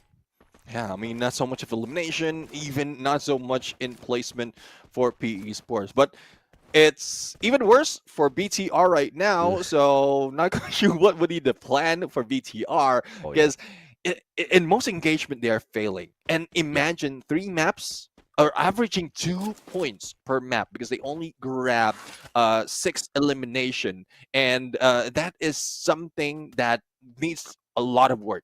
Not quite sure if there's something mentality probably moving from their comfort of their homes into this back in the studio was something that they were not expecting, or they're not prepared to do right now. So let's see on what adjustment needs to be done. But for Buriram United, well, from Stone Ridge to the sub, they're looking for WAG. This is classic Buriram, looking for the high ground. Absolute phenomenal defense as well as offense that the sub provides them. And Tikui in a lot of trouble. Wasana with that AC-80, but sustains a little bit of damage here. Nothing too much that he cannot recover from. Get high, drops back, looking for his level 2 armor as well as helmet as well. WAG not really moving around. Just waiting for Buriram to make one positional mistake before the attack. It seems like they were expecting this. I mean, in most cases, once we go in Kalahari, Buriram always go for the sub. And I think WAG knows this is the plan for them. They loot up quickly and then just get away from that high ground. And position-wise, they are, as you mentioned, already waiting. But for BTR, they are losing the fight against this Team Flash, but knockdowns has been dealt with as well. Battle continues between BRU and WAG, but a pickup instantaneous with a time turner. But will this work against Wasana up close and personal? It doesn't, especially the Drogon is back to his usual ways, and Wasana is rushing in for a double. The man is awake in the competition once again. Wasana with a double very early on, and get high with the final nail on the coffin for WAG. And it looks like they want to continue dominating this map. Bigatron, surprisingly though, 3 eliminations. They've broken far away from their usual average. And by the way, the average is 1.5, Neptune, because 4 games have elapsed. Not 3. So they are already performing so much better. 1 more elimination and they would have picked up just as much points in the past 4 games. But unfortunately, things are crumbling down for them here. As Ezreal moves straight in, looking for a vending machine! Bigatron again clunks out. Now, I mean, infighting happening in Indonesia right now. After Bigatron, Evans Vine is going in for the battle against RRQ. And RRQ is a team that needs this so much. And they are already putting in that much effort. But compared to Evos, Evos has more points already. They're leading the fray in terms of elimination for now. But RRQ might end it right here. And you mentioned about infighting. Another team is waiting on the other side, still from Indonesia. Onyx literally has a perfect view of this battle between RRQ and EVOS. And they're just busy looting first. They want the weapons arsenal for themselves. And after picking up their favorite weapons, they are just off and out of there, not wanting to deal with any early engagement. The GOW catching up with EVOS of all teams. And it looks like EVOS is off to a very rough start. Oh, definitely, and only 1 remains, and little to no chance of recovery, especially as we are seeing the closure of the first phase of the circle. For Evos, though, they are slowing down. The usual ways is for them to find elimination from where they are passing, but they don't have to move that much. The Blues closing in, and their only way is to go into Refinery. But RRQ has been pushed away from Refinery, going into the shrines, and that's where they met with Evos Divine. Now, Virtus Pro has put in a binocular and spotted RRQ, or 2 of RRQ, but not expecting that there's still 2 members in the same place. Esports has got a very decent spot here on that high ground. Dudes, opportunity. Spots Waranya, pulls out a glue wall. Looking up the nade, finally has got 3 frags in his hands. Meets with a glue wall melter and chooses to disengage instead. Interesting defensive play out of the Indonesian Giants. Yeah, I mean, it seems like they're expecting that the ones who put a hit list against them is a Virtus Pro. So they're trying to get away because they are in sight, especially in the map.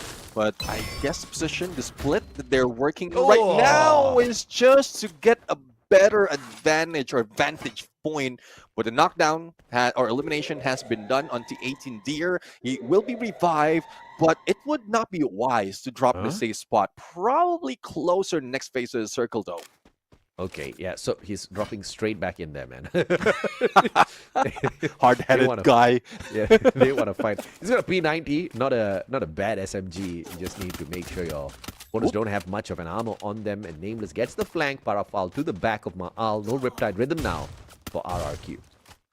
Let's see now. I mean, RRQ recovery has been done once again. They spotted Exposé though, so this is one advantage they can take, and Exposé will be taken down off the efforts of everyone from RRQ. Then that might disrupt the push being done by Virtus Pro, but Waranya is still in the lead, chasing against RRQ, and Abe would be the sacrificial lamb to give way for the rest of the team. So not the usual ways that we see from RRQ. It's probably because they were offset from their usual rotation. Ooh, Varanya. Don't look for coins, bro. Look for the player. Spots one out. And it's going to be Nameless that takes a bay out of the equation. Exposy finding 18 deer. And RRQ on the back foot on their biggest map here at Kalahari. This is going to give a huge boost, a huge advantage to Buriram, who are sitting in the #1 spot.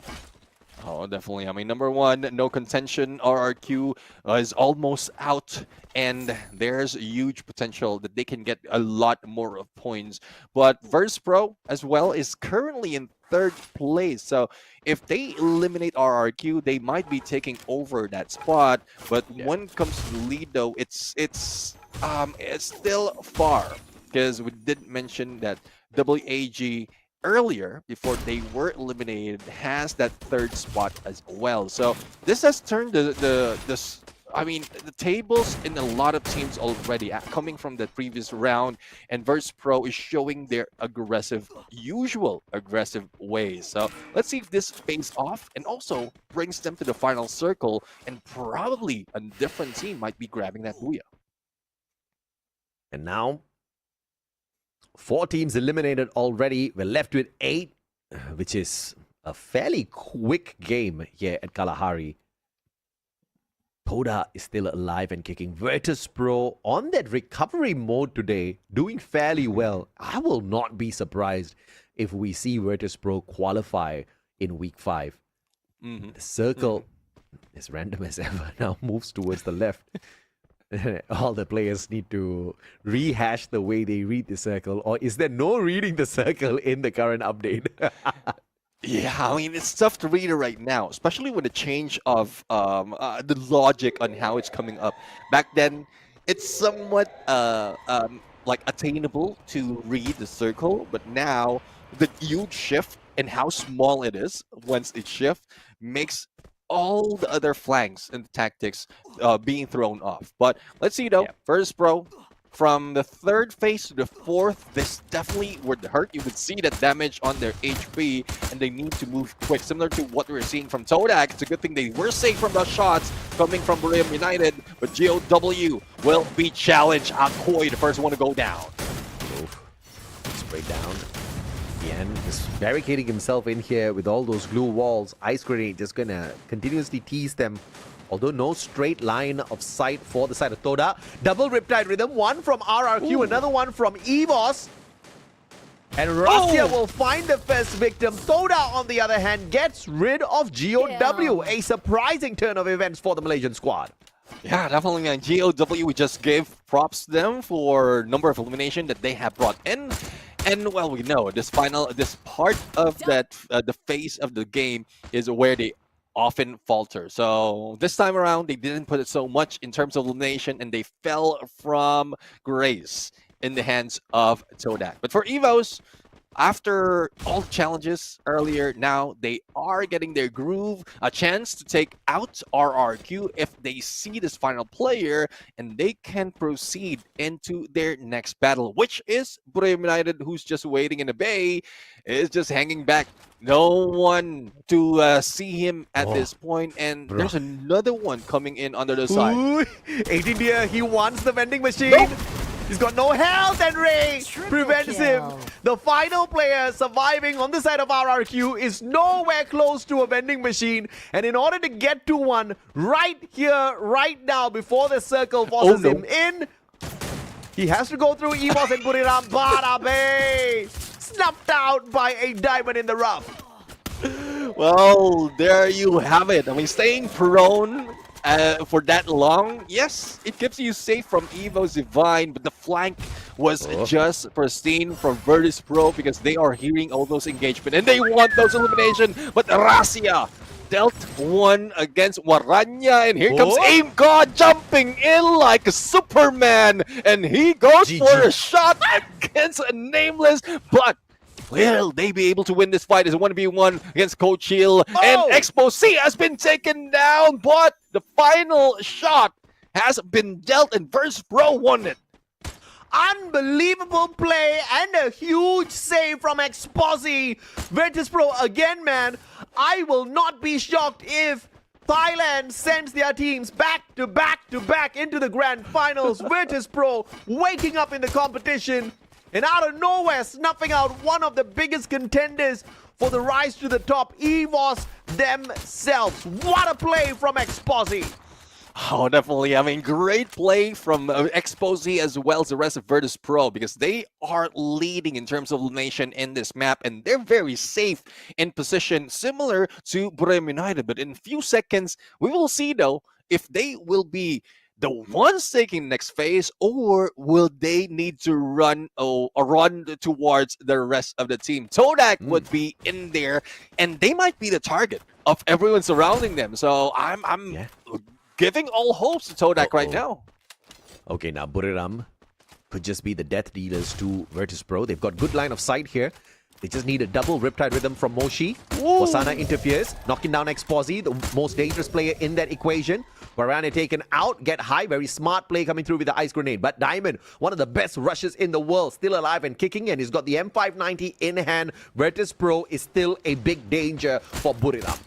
Yeah, definitely. I mean, the combination of Diamond and Nameless has been a threat to every team in that front line. But for PE Sports, a team that wasn't performing all throughout the day, now in the final circle. Zero elimination, no problem. They have placement already. All they have to do is deal with teams and players one at a time. And smart move from them just to get information, but that is also crucial if they will not be spotted by Moshi because one peek and that might be headshot. And this is discipline. Moshi is keeping his Riptide Rhythms, not wasting it just for a couple of extra points on Virtus Pro. He knows that it's going to be very important in that final circle battle. Remember that 1v1v1v1 that we saw last week? Yeah, the Riptide Rhythm would have come in very handy in that situation as well.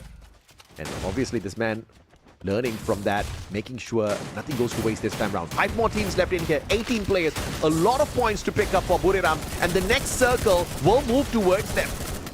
Oh, let's see though. Before that happens, engagement is happening between PE Sports and Todak.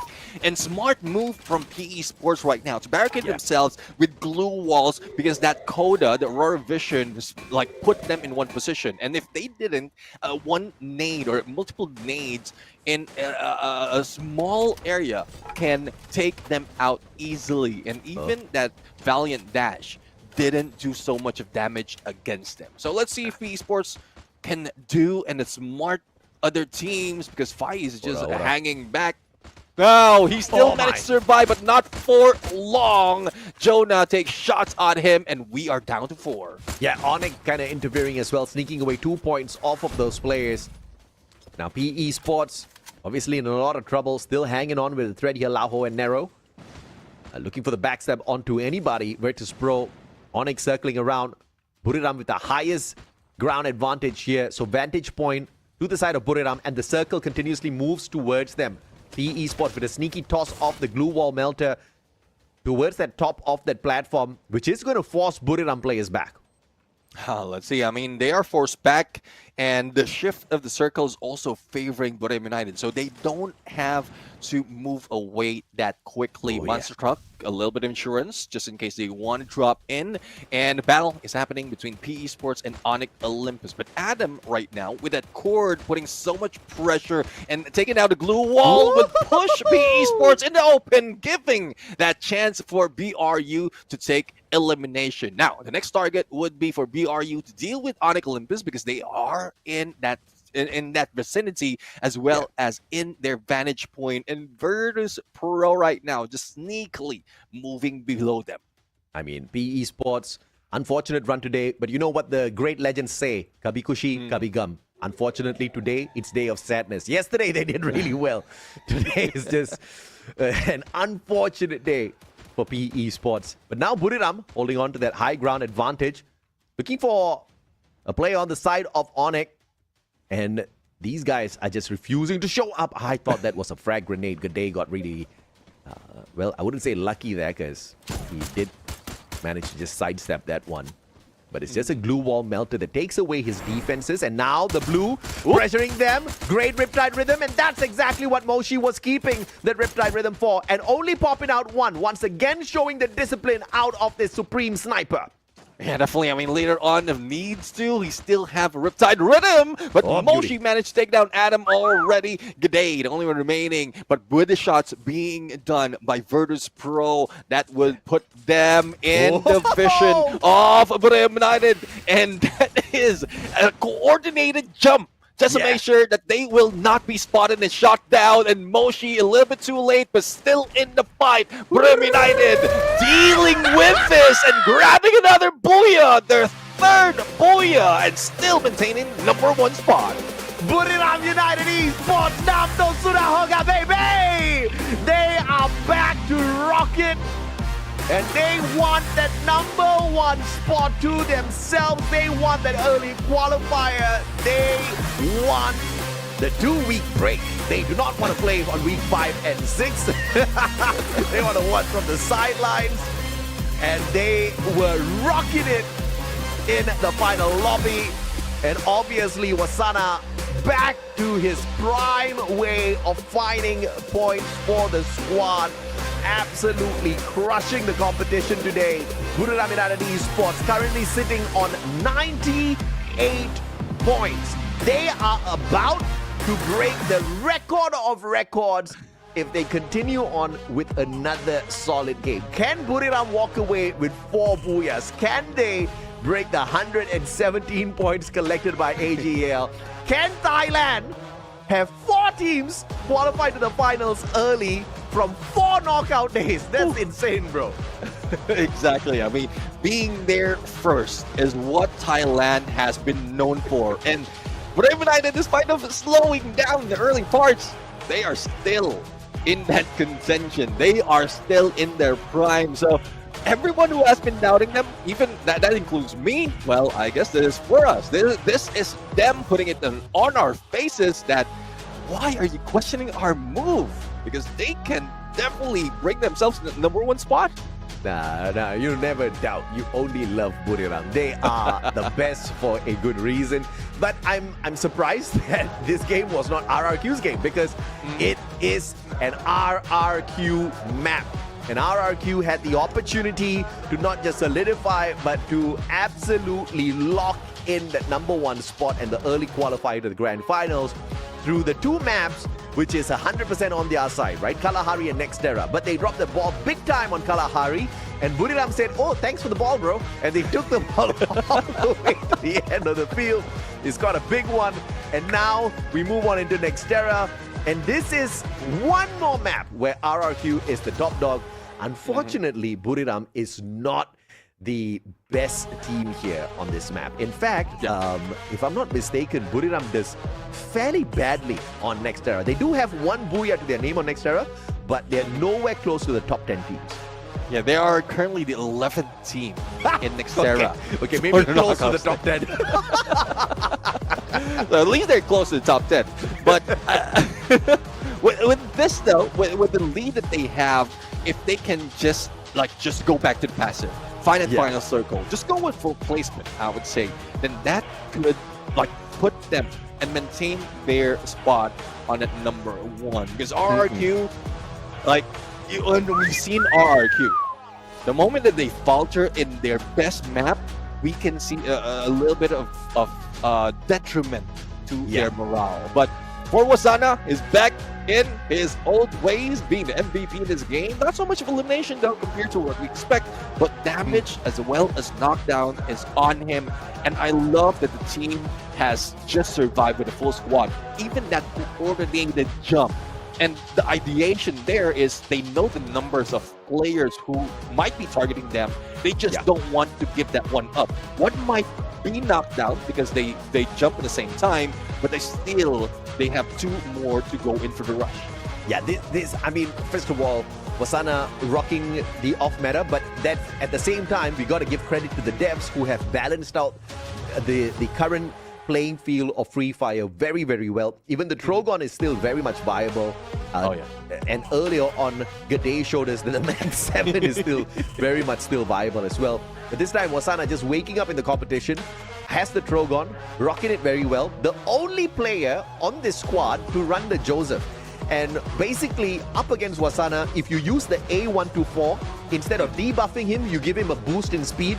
And a fast Wasana with the Tatsuya's Rebel Rush is going to wreck you. He's going to run circles around you. You throw an ice grenade at him, he's going to run even faster. You use the Homer against him, he's going to run faster. So there's really nothing that you can do against Wasana as of this point of time unless you literally shoot him down. We've seen a couple of players successful with that in the past, but of course, in the current day, Buriram literally at the top. 25 points from this match.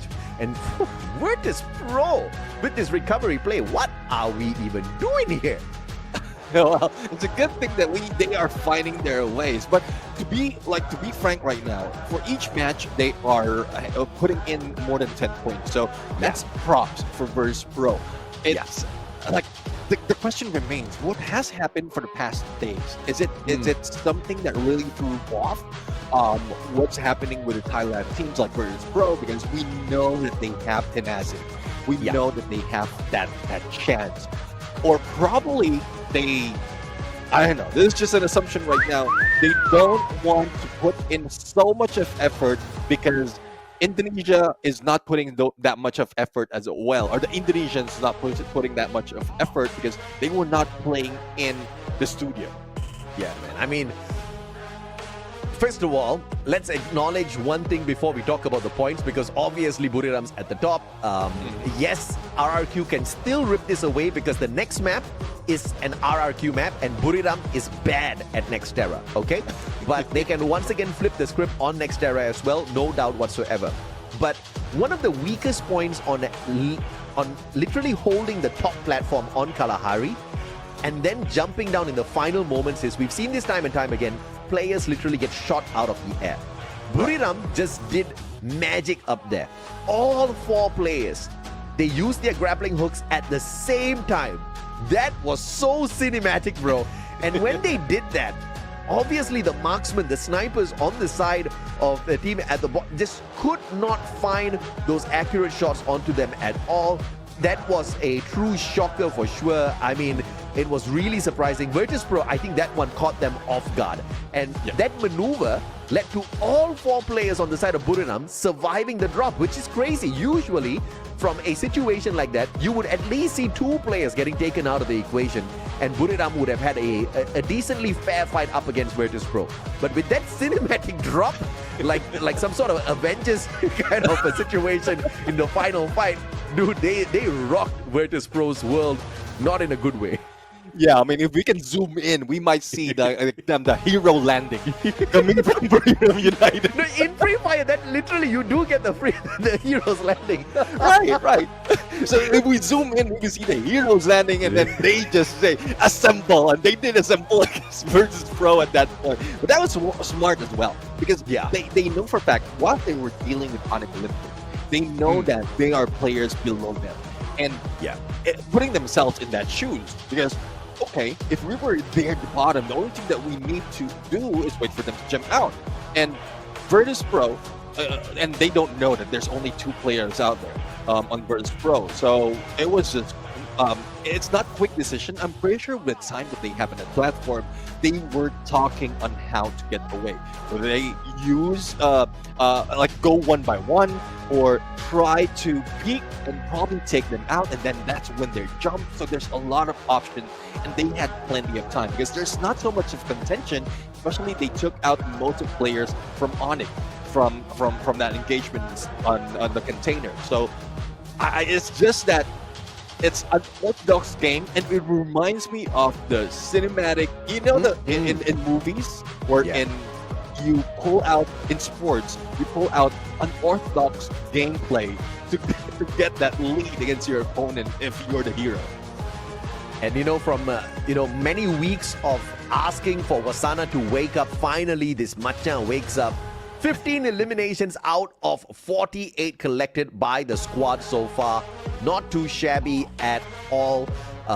getting 1/3 practically of the eliminations on his own. Today, Get High can finally rest. Today, Get High can finally smile because I can play support player. I don't need to carry your butt all the way to the final line, bro. Because obviously Get High has been picking up the slack for Wasana for a long time. And clearly Wasana has found his own mojo. He's like, okay, you know what, M590, you sit down. I'm just going to rock it with the Trogon this time. Right. If you're failing the new meta, just go for one step back. But similar to well, I mean, I would say one step back, but the day goes back like a whole year or a year and a half with a charge buster. But well, if it does work for you, then that works for you. You don't have to force yourself in meta. Similar to what we've seen in some of the teams, like they just use the combination of skills as well as the weapon based on their playstyle. And yeah, we keep calling for adjustment. We keep calling for adaptability. But if it's forced and if it's not working, then that the result would be similar to what we've seen with United. Then all they need to do go one step back, take a look of what's happening, and then just bring on where you were best at. Yeah, man. I mean, what a day this is turning out to be. And one more game, Neptune, and Buriram, from not performing at all, is going to break all the records of the top score of the day from the teams that have thrown it, their own prize at it. RRQ initially setting it up with 102 points. Falcons breaking it pretty much instantaneously, and then later overtaken by Twisted Minds. And yesterday we saw AGAL set a brand new record of 117 points. Buriram already has 98. Reaching 117 is only 19 points away, which is very doable, my friend. Definitely 19 points away. That is something that we've seen Graham United put in.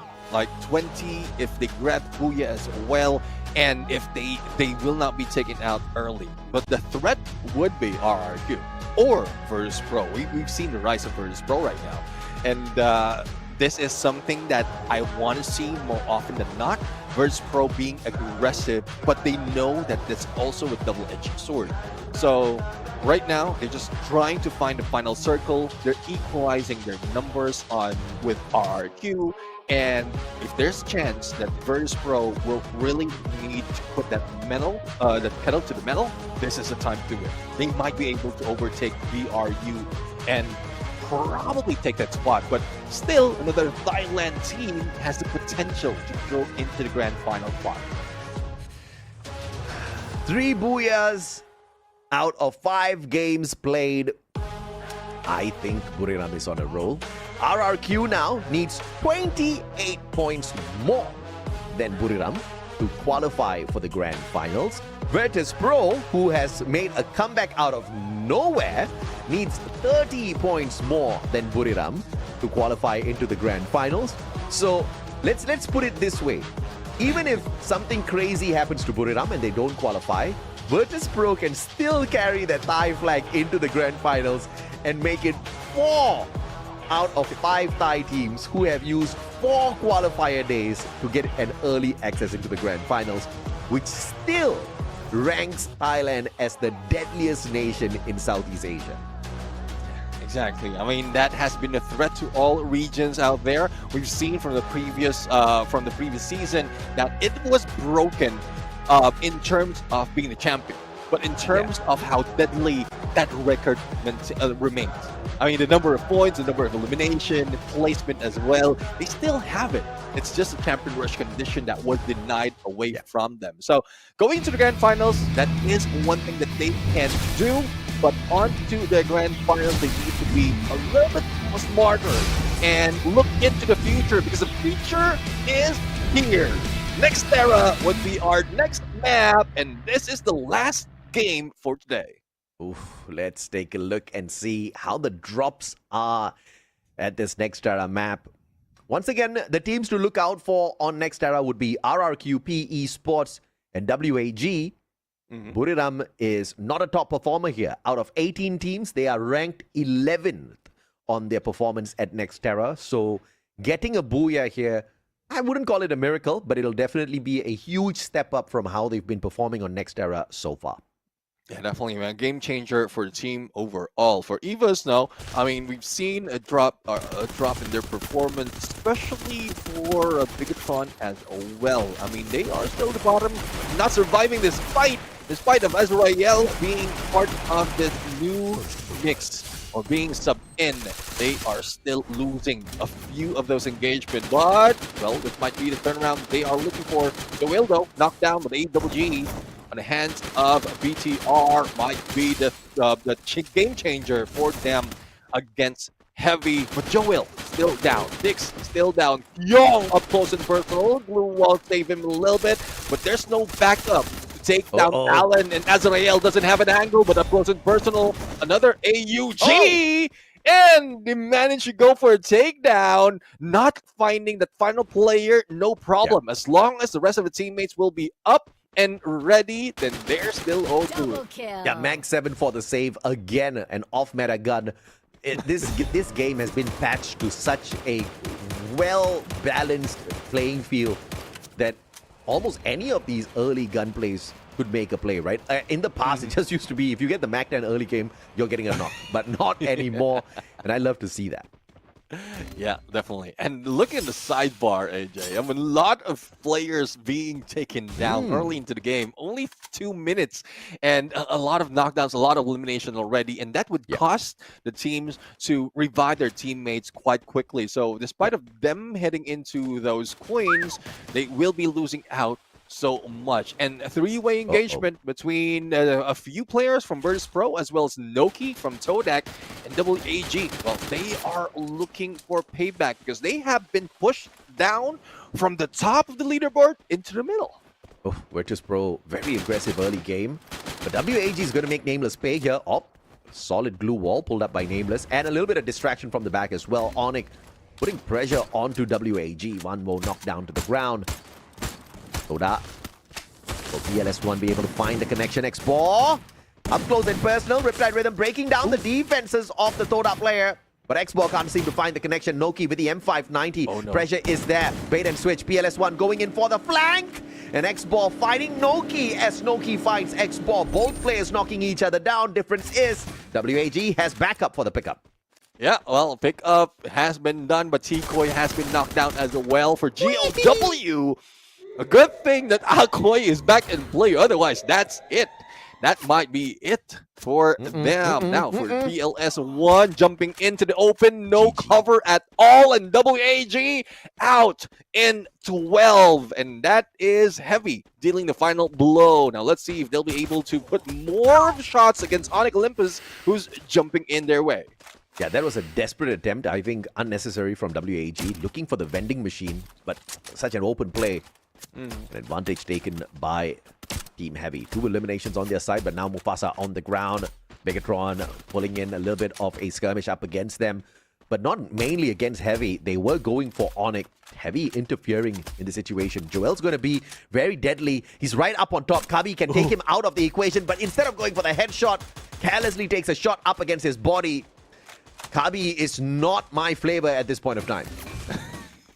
Let's see, Mufasa being taken down from that high ground. And Joel, I mean, the acquisition of Joel is really great for BTR as a sniper because they need that sniper. But the cohesion is not working for them, especially for today. And he will be taken down. Now, on the other side, PE Sports, Nero, where Virtus Pro is aiming for that vending machine, will be taken down as well. Now, Kyong and the jump from Joel, the pickup needs to be done, but ice grenade to make sure that the recovery will not happen. And there goes the takedown against Don't Cry, leaving Heavy with only 3 players. Yeah, remember we said PE Sports was very good on this map, and they are proving that because in the past 5 games, they've only got a total of 10 eliminations accumulated. In this map alone, they've already got 9 eliminations. One more to match up to what they collected over 5 maps. So if PE Esports had their way, they would just want to play next era. Like, we don't want to play any other maps, bro. I guess they missed that randomized 6. Yeah. There's a possibility that there will be another Nextera, but for BTR, similar approach. I've seen when things is happening. They are raking in points, and what they're doing right now is even better when we average their games, their match from the previous game or from the previous matches. Now, let's see if this is just an attempt for BTR to deny those in the top right now of grabbing that booyah, or probably just securing as well Brave United's reign. So Veronica Olympus, G'day needs to be revived. And BTR, one player spotted. Good thing he managed to get in the rooftop, or did he slip in? He slipped in already, and he's got the P90. Bye-bye, Crime, he says. Crime had 800 coins in his pocket, so that's a big waste coming on through. And Dix literally is dropping in hot on him. And although Crime saw him, he couldn't really do anything about it at all. Oda, on the other hand, 4 eliminations in hand, make that 5 as Azrael spotted right in front of them, and Bigatron just not having any backup around them at all. Buriram has been absolutely silent throughout this whole game, which makes them super deadly. Look at Wasana. This guy alone has 1,500 coins on him. I mean, yeah, they might be breaking bank later on, because in front of them would be GOW. Now, BTR right now has broken away from their downfall and now dealing with Onyx Olympus. So not quite sure what happened, but hopefully this happens more often, not for BTR. And Pyong! XM8 up close and personal. We rarely see this, mostly in some other engagement, but not in deep into the game. Now, Jonah has been knocked down. Wasana is still on a roll against GOW. This is what I'm talking about. GOW is so tenacious in this early part, or in this game. He might be able to take down Wasana, and he goes down, but Jonah is back in play. Yeah, buys back 2 players just in the nick of time. Wasana almost dropped the ball there, though. Took 1 second too long to pull in the revival. And with 1,005, should have been able to get the full squad back in, so a little bit of a misclick there. Not so sure exactly what happened, but in his head, at least I got back to AJ. So, okay, bro. No stress, bro. No stress. But remember, just ranking in 0 eliminations, just reminding you guys. Well, you battling yourself in there. It sounds like you're fighting against Wasana, but you're fighting against yourself in that one. Wasana. Oh, good to see him back. Going back to his revival ways again. Pulling the squad back into the house. But GOW on a roll. 10 eliminations. Bigatron, 15 eliminations. What a massive game this next map is for these teams. Yeah, I mean, well, like, there's nothing to lose, and BTR is just like rushing in, bashing against any team, and this time around, they're surviving. So, again, the question is, what happened? What are they doing? What they did before this game? Because it seems like this is something that they need to do every map, but, well, it's yet to be seen, because the day's almost over for RQ. We expect them to bring in a lot more, especially if they plan to get ahead of Brave United. But it seems like they are on the same role with minimal elimination in the early parts of the game, and even staying outside of circle from the second to the third, that would be detrimental to their resources. Yeah, absolutely, man. And of course, Bigatron just, they don't want to be last. They needed 15 points to catch up with PE Esports, but unfortunately for them, PE Esports has got a lot of points in this game. So, at this point of time, if they're getting confident, I would tell them, no, bro, calm down.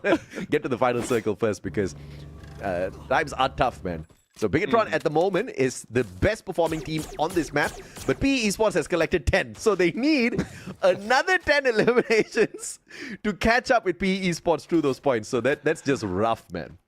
Yeah, I mean, they're just fighting on against being the bottom right now. Yeah. So let's see. It's tough right here for both teams, because we were expecting this a little bit early. But for Team Flash, they put in just an average in terms of performance right now in this game, and that brought them to 9th place. So hopefully they can survive even longer. But for BTR, well, Joel is already down after Dix. And young Israel, I don't think there's so much they can do, but they're still fighting on. But that miss against a P90 with an M590. And Azrael with a Trogon. Let's see if this might be the end. And don't cry!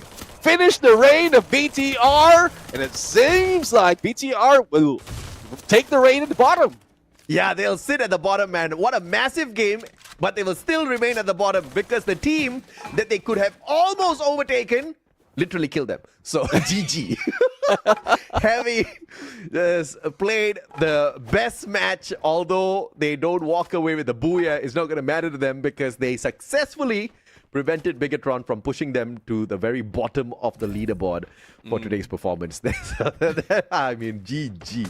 How unfortunate for Bigatron. That was a crazy big match for them. 16 eliminations. Can you believe it, Neptune? Yeah, I mean, and one thing though, they denied a lot of teams in getting those eliminations because later on, we're on the third going to fourth. Despite of having 10 teams remaining, it would not be hyper focused on one specific team. There would be a lot of engagement that would be happening, and it would take away those points from either RQ or Virtus Pro. But speaking of Virtus Pro, they are falling from the hands of Heavy right now, and I don't know what's up with this teams at the bottom of this day, but I'm loving their performance right now. Hopefully this happened early in the day.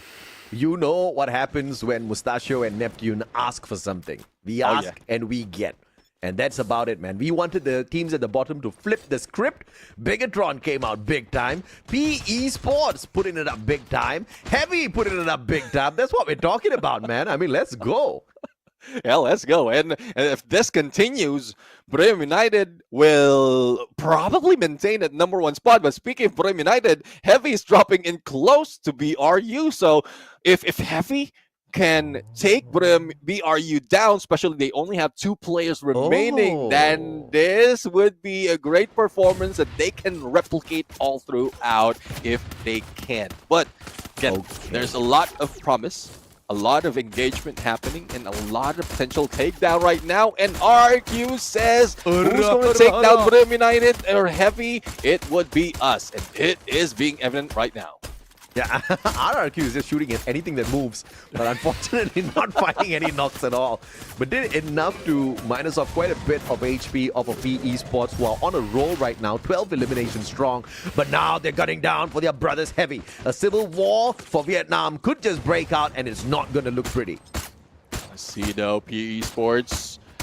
Shots onto, I don't want to say, I would say ankle. A different part of the body is being shown right there. And there goes a shot from Dukes, taking advantage of the skirmish being done by Esports. But Jonah will be taken down from either side. It is Esports being eliminated. And Dukes says, say hello, I have that shot and I'm going to take it, being safe in this house. I mean, that was a good advantage taken by RRQ. Unfortunate Esports, they wrecked Heavy and then they got wrecked right after. Just weren't hugging the close of the corner of the tent, just like what Toda is doing right now or what Heavy was doing earlier. Unfortunate, the guy tried to pick him up, but he thought he had the glue wall. Ma'al thought, bro, I've got the Riptide Rhythm. Cracks it down instantly, AC-80 to the chest. And Heavy is out. But what a phenomenal run from the bottom 3 teams today in this final game. You gotta love that. Even Flash still surviving here, but that's not for long. Oop! United. The only 2 players. What's Wasana doing? Come on, Wasana. they're building a bridge right now. He's building a bridge into the circle, bro. No. This is Free Fire. It's not a different game right now. Riptide Rhythm! And there we have it. Wasana is out. And Barrera United is out. Despite of the funny, ridiculous gameplay that they are attempting, they were just not in a perfect spot. You know Buriram are clowns when they try to play like that. They were not even trying to get those points. It was hilarious, Wasana. Oh, Wasana. But now, RRQ needs to get 28 points, and they've already got 10. even if they take down every single player, okay, if they take down every single player in this circle, then maybe they qualify to the grand finals. If not, Buriram just qualified by clowning the final round on Nextera. Let's see. I mean, hopefully they were able to mine a lot of points already, just to make sure that they are secured, and the rest of the teams will just need to deny RQ of all those eliminations, because it's tough right now. It's tough on RRQ. They could have taken advantage of all the skirmish earlier. Dutch did put a few numbers, but a lot of shots into those tents that denied them as well of getting so much of points. That was a good ideation, but it was not. It didn't work well for RQ. But this time around, Evo Divine, once again, Ray is the ones pulling the charge buster, and Onyx Olympus on a higher ground in top view against everyone. Might be able to take them down. Imagine if Onyx wrecks the party here for RRQ. Beautiful time turner again. Played wonderfully well here by... Oh my goodness, this map is just turning out to be an Indonesian map. EVOS joining this fight as well. And EVOS literally taking the fight up to Onyx instead of RRQ, who are very comfortable on the ground floor of this building. Yeah, let's see though if they will be able to take advantage of this at this point. And there goes Onyx Olympus moving away. Nicely done. From everyone else. And despite of that, they are still being taken down by GLW, but GLW will also be going down. Quick pickup though to make sure they're still in this fight with a full squad, and Evo Divine saved them as well by distracting RRQ. Yeah, but GOW could just wreck the party here for RRQ. Nate's tossed on in. Chill! Triple kill. He literally takes out RRQ with RRQ's play. The grenade launcher, M79, wrecking RRQ and wrecking their opportunity and getting the early qualifier into the grand finals. Now EVOS and GOW just fighting for some sweet endings here, and GOW ending the day with their first booyah of the day. What a massive game for them. Yeah, definitely. I mean, we asked for placement, and he has brought as a booyah. And, well, this evens up, or this balances their elimination with their placement as well. And this is something that we might expect from GLW in the future. Not today, they will not be qualifying grand final, but the potential of them bringing that fire into the next week. This is what we love. Every team just climbing and also being hungrier day after day.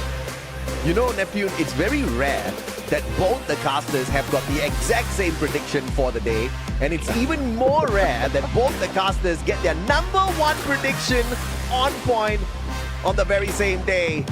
And it looks like Buriram, of all teams, with an absolute clown of a final Nextera game. They did not go for eliminations. They did not even try, okay? They were just running around, and okay, at one point, they were trying to find their survival into the final circle, and then they got caught out. Wasana tried to pull in the full squad, botched the revivals, only revived 2 players instead of the whole team, but they still managed to get to the final circle. And that guy tried building some bridge into the final circle. I knew it was not going to work, but he tried, okay? It was fun watching it. But unbelievably so, the attempt from picking up points in the first 5 games was more than enough. And no other teams were close enough to Buriram by the end of the game. Exactly. I mean, with that performance though, they won't be able to break the record that AJAL built. But it doesn't matter. It doesn't matter. If they are in there, part of that grand finals, and it's all good for Buriram United. And I guess the buying time that BRU is also doing is calculating if they have enough, or they've done enough to prevent RRQ from getting that much point. Because if they have been eliminated early, then that gives more chance for RRQ to gather so much point, because the catch up would be not long. Yeah. I mean, that's exactly what they were doing, right? They're like, no, you just need to survive a little bit longer just to make sure RRQ does not win this. And they did exactly that. And they qualified without getting many, in fact, any eliminations, I think, in this match. We barely saw them in engagement. They were not shooting. They were literally not shooting at anyone. They were just throwing that match, but just being cheeky about it, just surviving with those glue walls. It was hilarious to watch. And Buriram just the king of entertainers out there when it comes to the world of Free Fire Esports. You just gotta love it. Obviously, RRQ tried really hard, but that final game was just too messy. GOW in there. But we got to respect the teams down at the bottom. You know, what we had asked for happened. Bigatron, massive game. Heavy had a massive game. B Esports, massive game. But of course, not a lot to change their fate. Although Bigatron had one of the best elimination runs in comparison to all of the other teams, they still couldn't push Heavy down to the bottom. Yeah, I mean, it's tough. It's tough because everyone in there was trying to claw their way, getting away from bottom spot, and it might also go with our LBS because whoever would be assigned, whoever would be designated as a loser would be part of the bottom teams, unless those at the top, those winning, would be choosing a different team. Yeah, I think, first of all, we are only looking for the winner. They have not, pointed out how we look at the loser. Technically, we can only have one winner.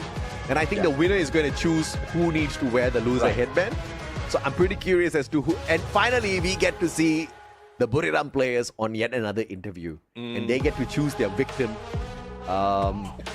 They might play nice and make Virtus Pro wear the hat. I don't know. Because now, Virtus Pro, they're up at the top somewhere, but I don't think they got a booyah today. I mean, they performed fairly well, just no booyahs. Right. One thing I would ask, if Morphin is listening right now, hopefully she would ask what happened to Bremen United in the past few days. Yes. I'm pretty sure the girl is doing a lot of things in terms of the interview in finding the right question, because in the past that's what she was doing, and now we have the teams that needs to answer all those questions. So I would love to hear that interview as well, to find out if are they really struggling, or is it something that they planned all along, because we know, or they know specifically, that if they want it, they can get the number one spot and qualify to grand finals. And surprisingly enough, if the LBS, if the challenge of the day was for which team gets the highest eliminations of the day, GOW would have actually walked away with the number one spot. GOW was on fire today. First of all, GOW only had one booyah on their side. They were not faring as the perfect squad when it comes to the placement points, just not as consistent, but very, very solid plays out of GOW. I mean, I think they need to pat themselves on the back, because at one point, WAG was looking like the top squad of the day. And GOW just said, no, bro, you guys are forgetting us. We exist and we are about to whoop everybody into shape. So surprisingly enough, they definitely have managed to earn my respect from today. Shocking stuff, man. But what's more shocking and yet very unshocking is the fact that 4 days of this knockout stage, where every day of the knockout stage across 3 weeks, the number one team will qualify to the grand finals. We have gotten 4 days out of 6 days so far. Today's the 4th day. And every single day, we have had one Thai team qualify to the grand finals. How ridiculous is that, Matthew? Well, I guess no one from the other regions have managed to do that tiebreaker at this point, because Thai is still on the roll. The Thai will break you. Right, I guess we're ready right now. We're setting up for the live broadcast segment, or the challenge that is instead. So let's bring it over to our host right now for that segment right here. สวัสดีค่ะ Hello Survivor and welcome to Thailand broadcast, and now it's time for daily challenge, and Buriram United Esports is the team that won this challenge today. So first of all, how do you feel to win this challenge? รู้สึกยังไงบ้างที่ชนะ challenge นี้คะโจนะ รู้สึกเฉยๆครับ ไม่ค่ะรู้สึกเฉยๆ เพราะว่าชนะอยู่แล้ว Come on. Say something crazy, he say that he feel so because he already know that he's gonna win this challenge. Alright? So which team do you want to punish? ทีมไหนที่อยากลงโทษค่ะ Bigatron. ทำไมถึงเป็น เพราะเขาล้อเลียนโค้ชผมครับแค้นมากเลย เลยต้องลงโทษ ใช่ครับ Okay, What so happened to- I want to punish WAG because they joking around with our coach. So this is your punishment. All right, I think it's time for punishment. So now send to Yunsu and Vietnam broadcast. Well, at least we get to see Yunso. Alright, thanks Martin. Hello everyone, this is me, Yuso, and right next to me we are WAG. So we have heard that from Martin and BRU that we have to get the punish from I guess BRU. Yunso So, complained well, that, we're hey, here to pay send me the 2 price. players so that I don't Xin chào have các to bạn use the khán giả, headband mình as là well. MC Why Hero. am I the Mình loser? đây chính là hai thành viên của WAG, Cyrus và Glam, và bọn mình đã phải nhận lấy hình phạt này. Bởi vì ngày hôm nay BRU chính là đội tuyển có điểm thứ hạng cao nhất và họ đã lựa chọn WAG là đội tuyển thua kèo ngày hôm nay. Và với lý do tại sao thì BRU nói rằng là chúng mình muốn trừng phạt WAG bởi vì các bạn ấy đã cật nhã tụi mình quá nhiều rồi, nên là hôm nay đây là cơ hội của bọn mình. Yeah, that duck is Nghe missing a cũng khá là đáng beanie. tiếc. Maybe it will be a duck Alright, beanie. so for the bet for today, we have to wear a loser headband on our head and we have to hold this board right here that we got owned by BRU. So that is our words today. Ngày hôm nay với hình phạt thì chúng mình sẽ phải đeo một cái vòng ở trên đầu có cái chữ là kẻ thua cuộc, và ngay trên tay của Cyrus thì các bạn cũng có thấy được rằng thua rồi. Hôm nay bọn mình đã thua cuộc Cyrus trước literally BRU. looks Cyrus like, thể cầm yeah, cả I bản don't một care. tiếng đến được I'll không own vậy? you on the battlefield later. Và bọn mình đã hoàn thành xong kèo thi đấu của ngày I will hôm get nay. you Cảm ơn back, các bạn Burira. rất là nhiều. And we have finished But they gotta wait for the our bet finals. for today. First of all, they Thank gotta you so much qualify for for the watching, finals. Martin. It's tough. It's tough though. I mean, the challenge is now happening not only in the battlefield but also off, like on camera. So let's see though. Let's see. I mean, WAG is put in the spotlight not as a winner but as a loser of that challenge, and I'm pretty sure they want to bring it up. They want to be the next team to get there, just to rub it to their faces that, yeah, you brought us as a loser, but we're a winner in the fight. I cannot believe Wasana just qualified to the grand finals by clowning around on the final game. Unbelievable. Of course, this all started out with Bigatron getting into a massive fight with Heavy and walking away with 4 points. And on top of that, continuing on to pummel team after team after team and getting massive numbers of eliminations by the end of that match. This was one of the most ridiculous games Bigatron has been a part of. And you want to know what's even more ridiculous? They got 16 eliminations and 0 placement points.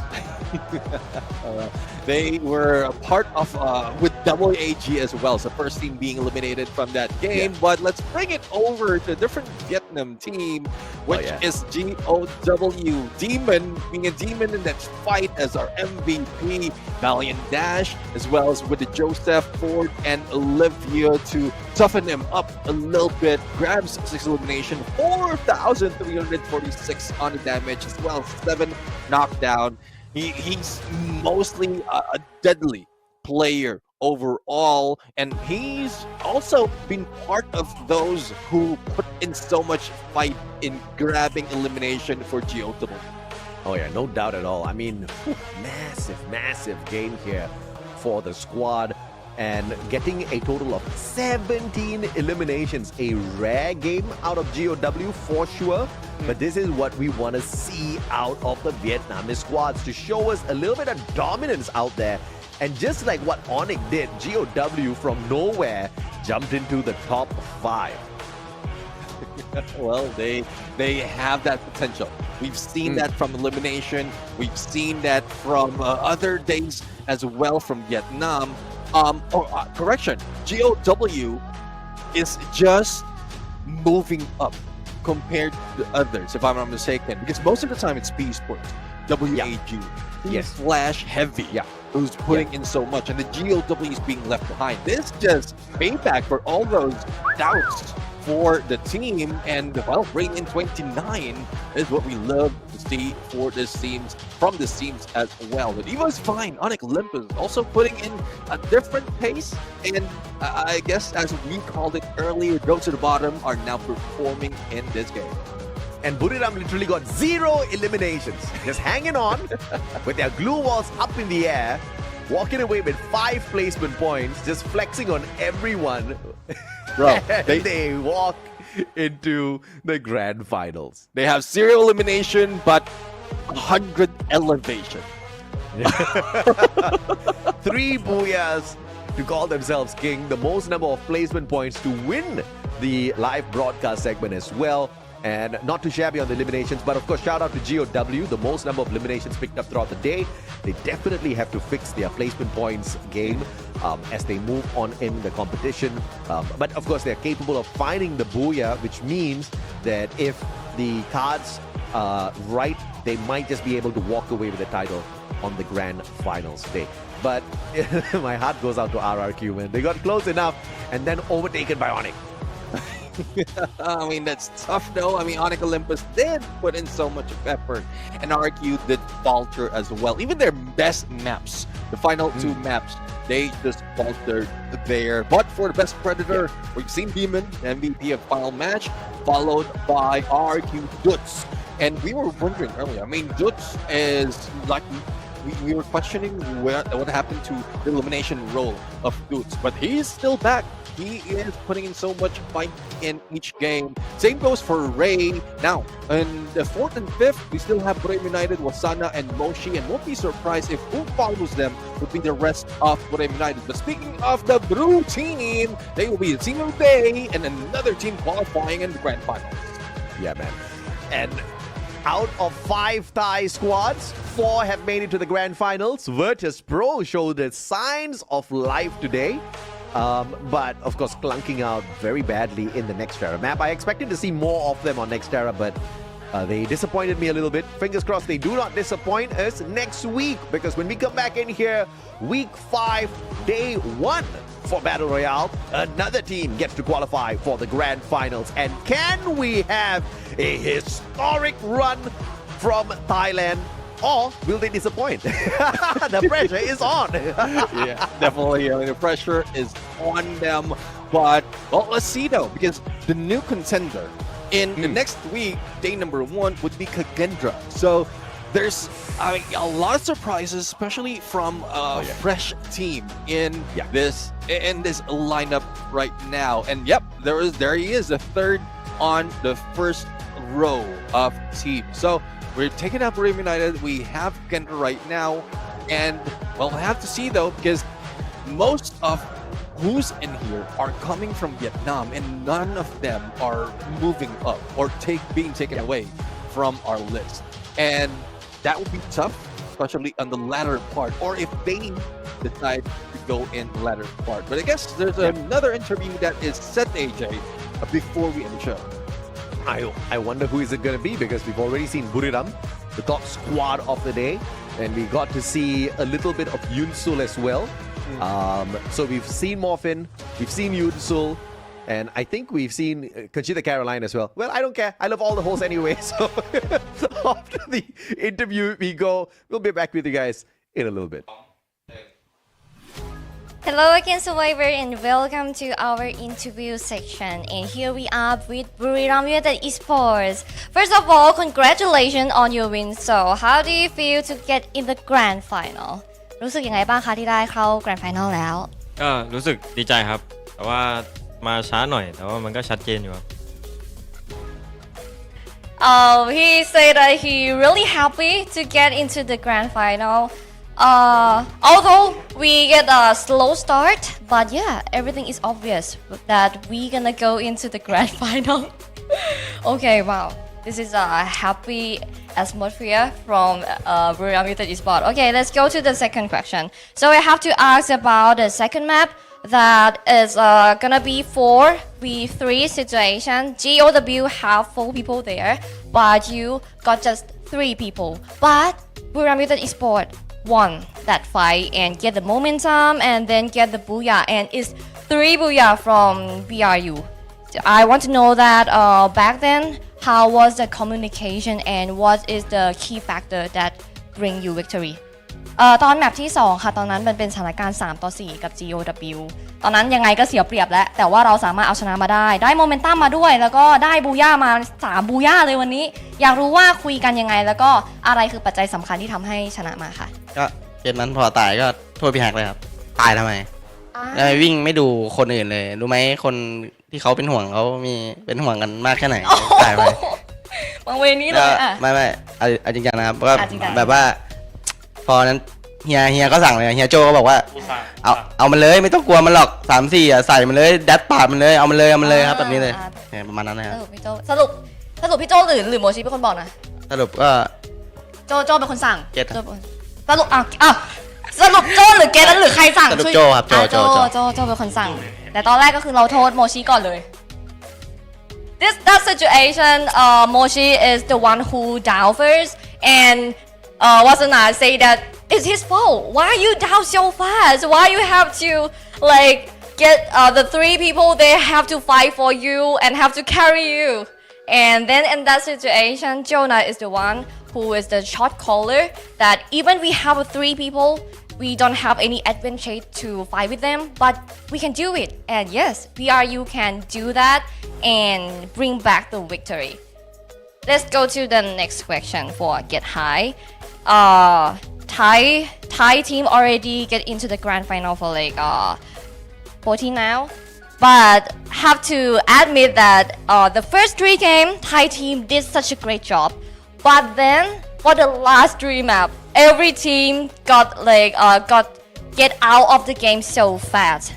What is the point that you think that is the thing that makes this situation happen อยากรู้ว่าอะไรคือจุดที่ทำให้ทีมไทยเนี่ยคือ3ทีมที่ผ่านมารวมเราด้วย3แมปแรกมาอย่างดี3แมปหลังโดนจบไวมากคิดว่าอะไรคือจุดนั้นคะน่าจะทัมมิ่งไม่ดีครับเพราะเชื่อว่าทุกคนก็น่าเล่นเต็มที่อยู่แล้ว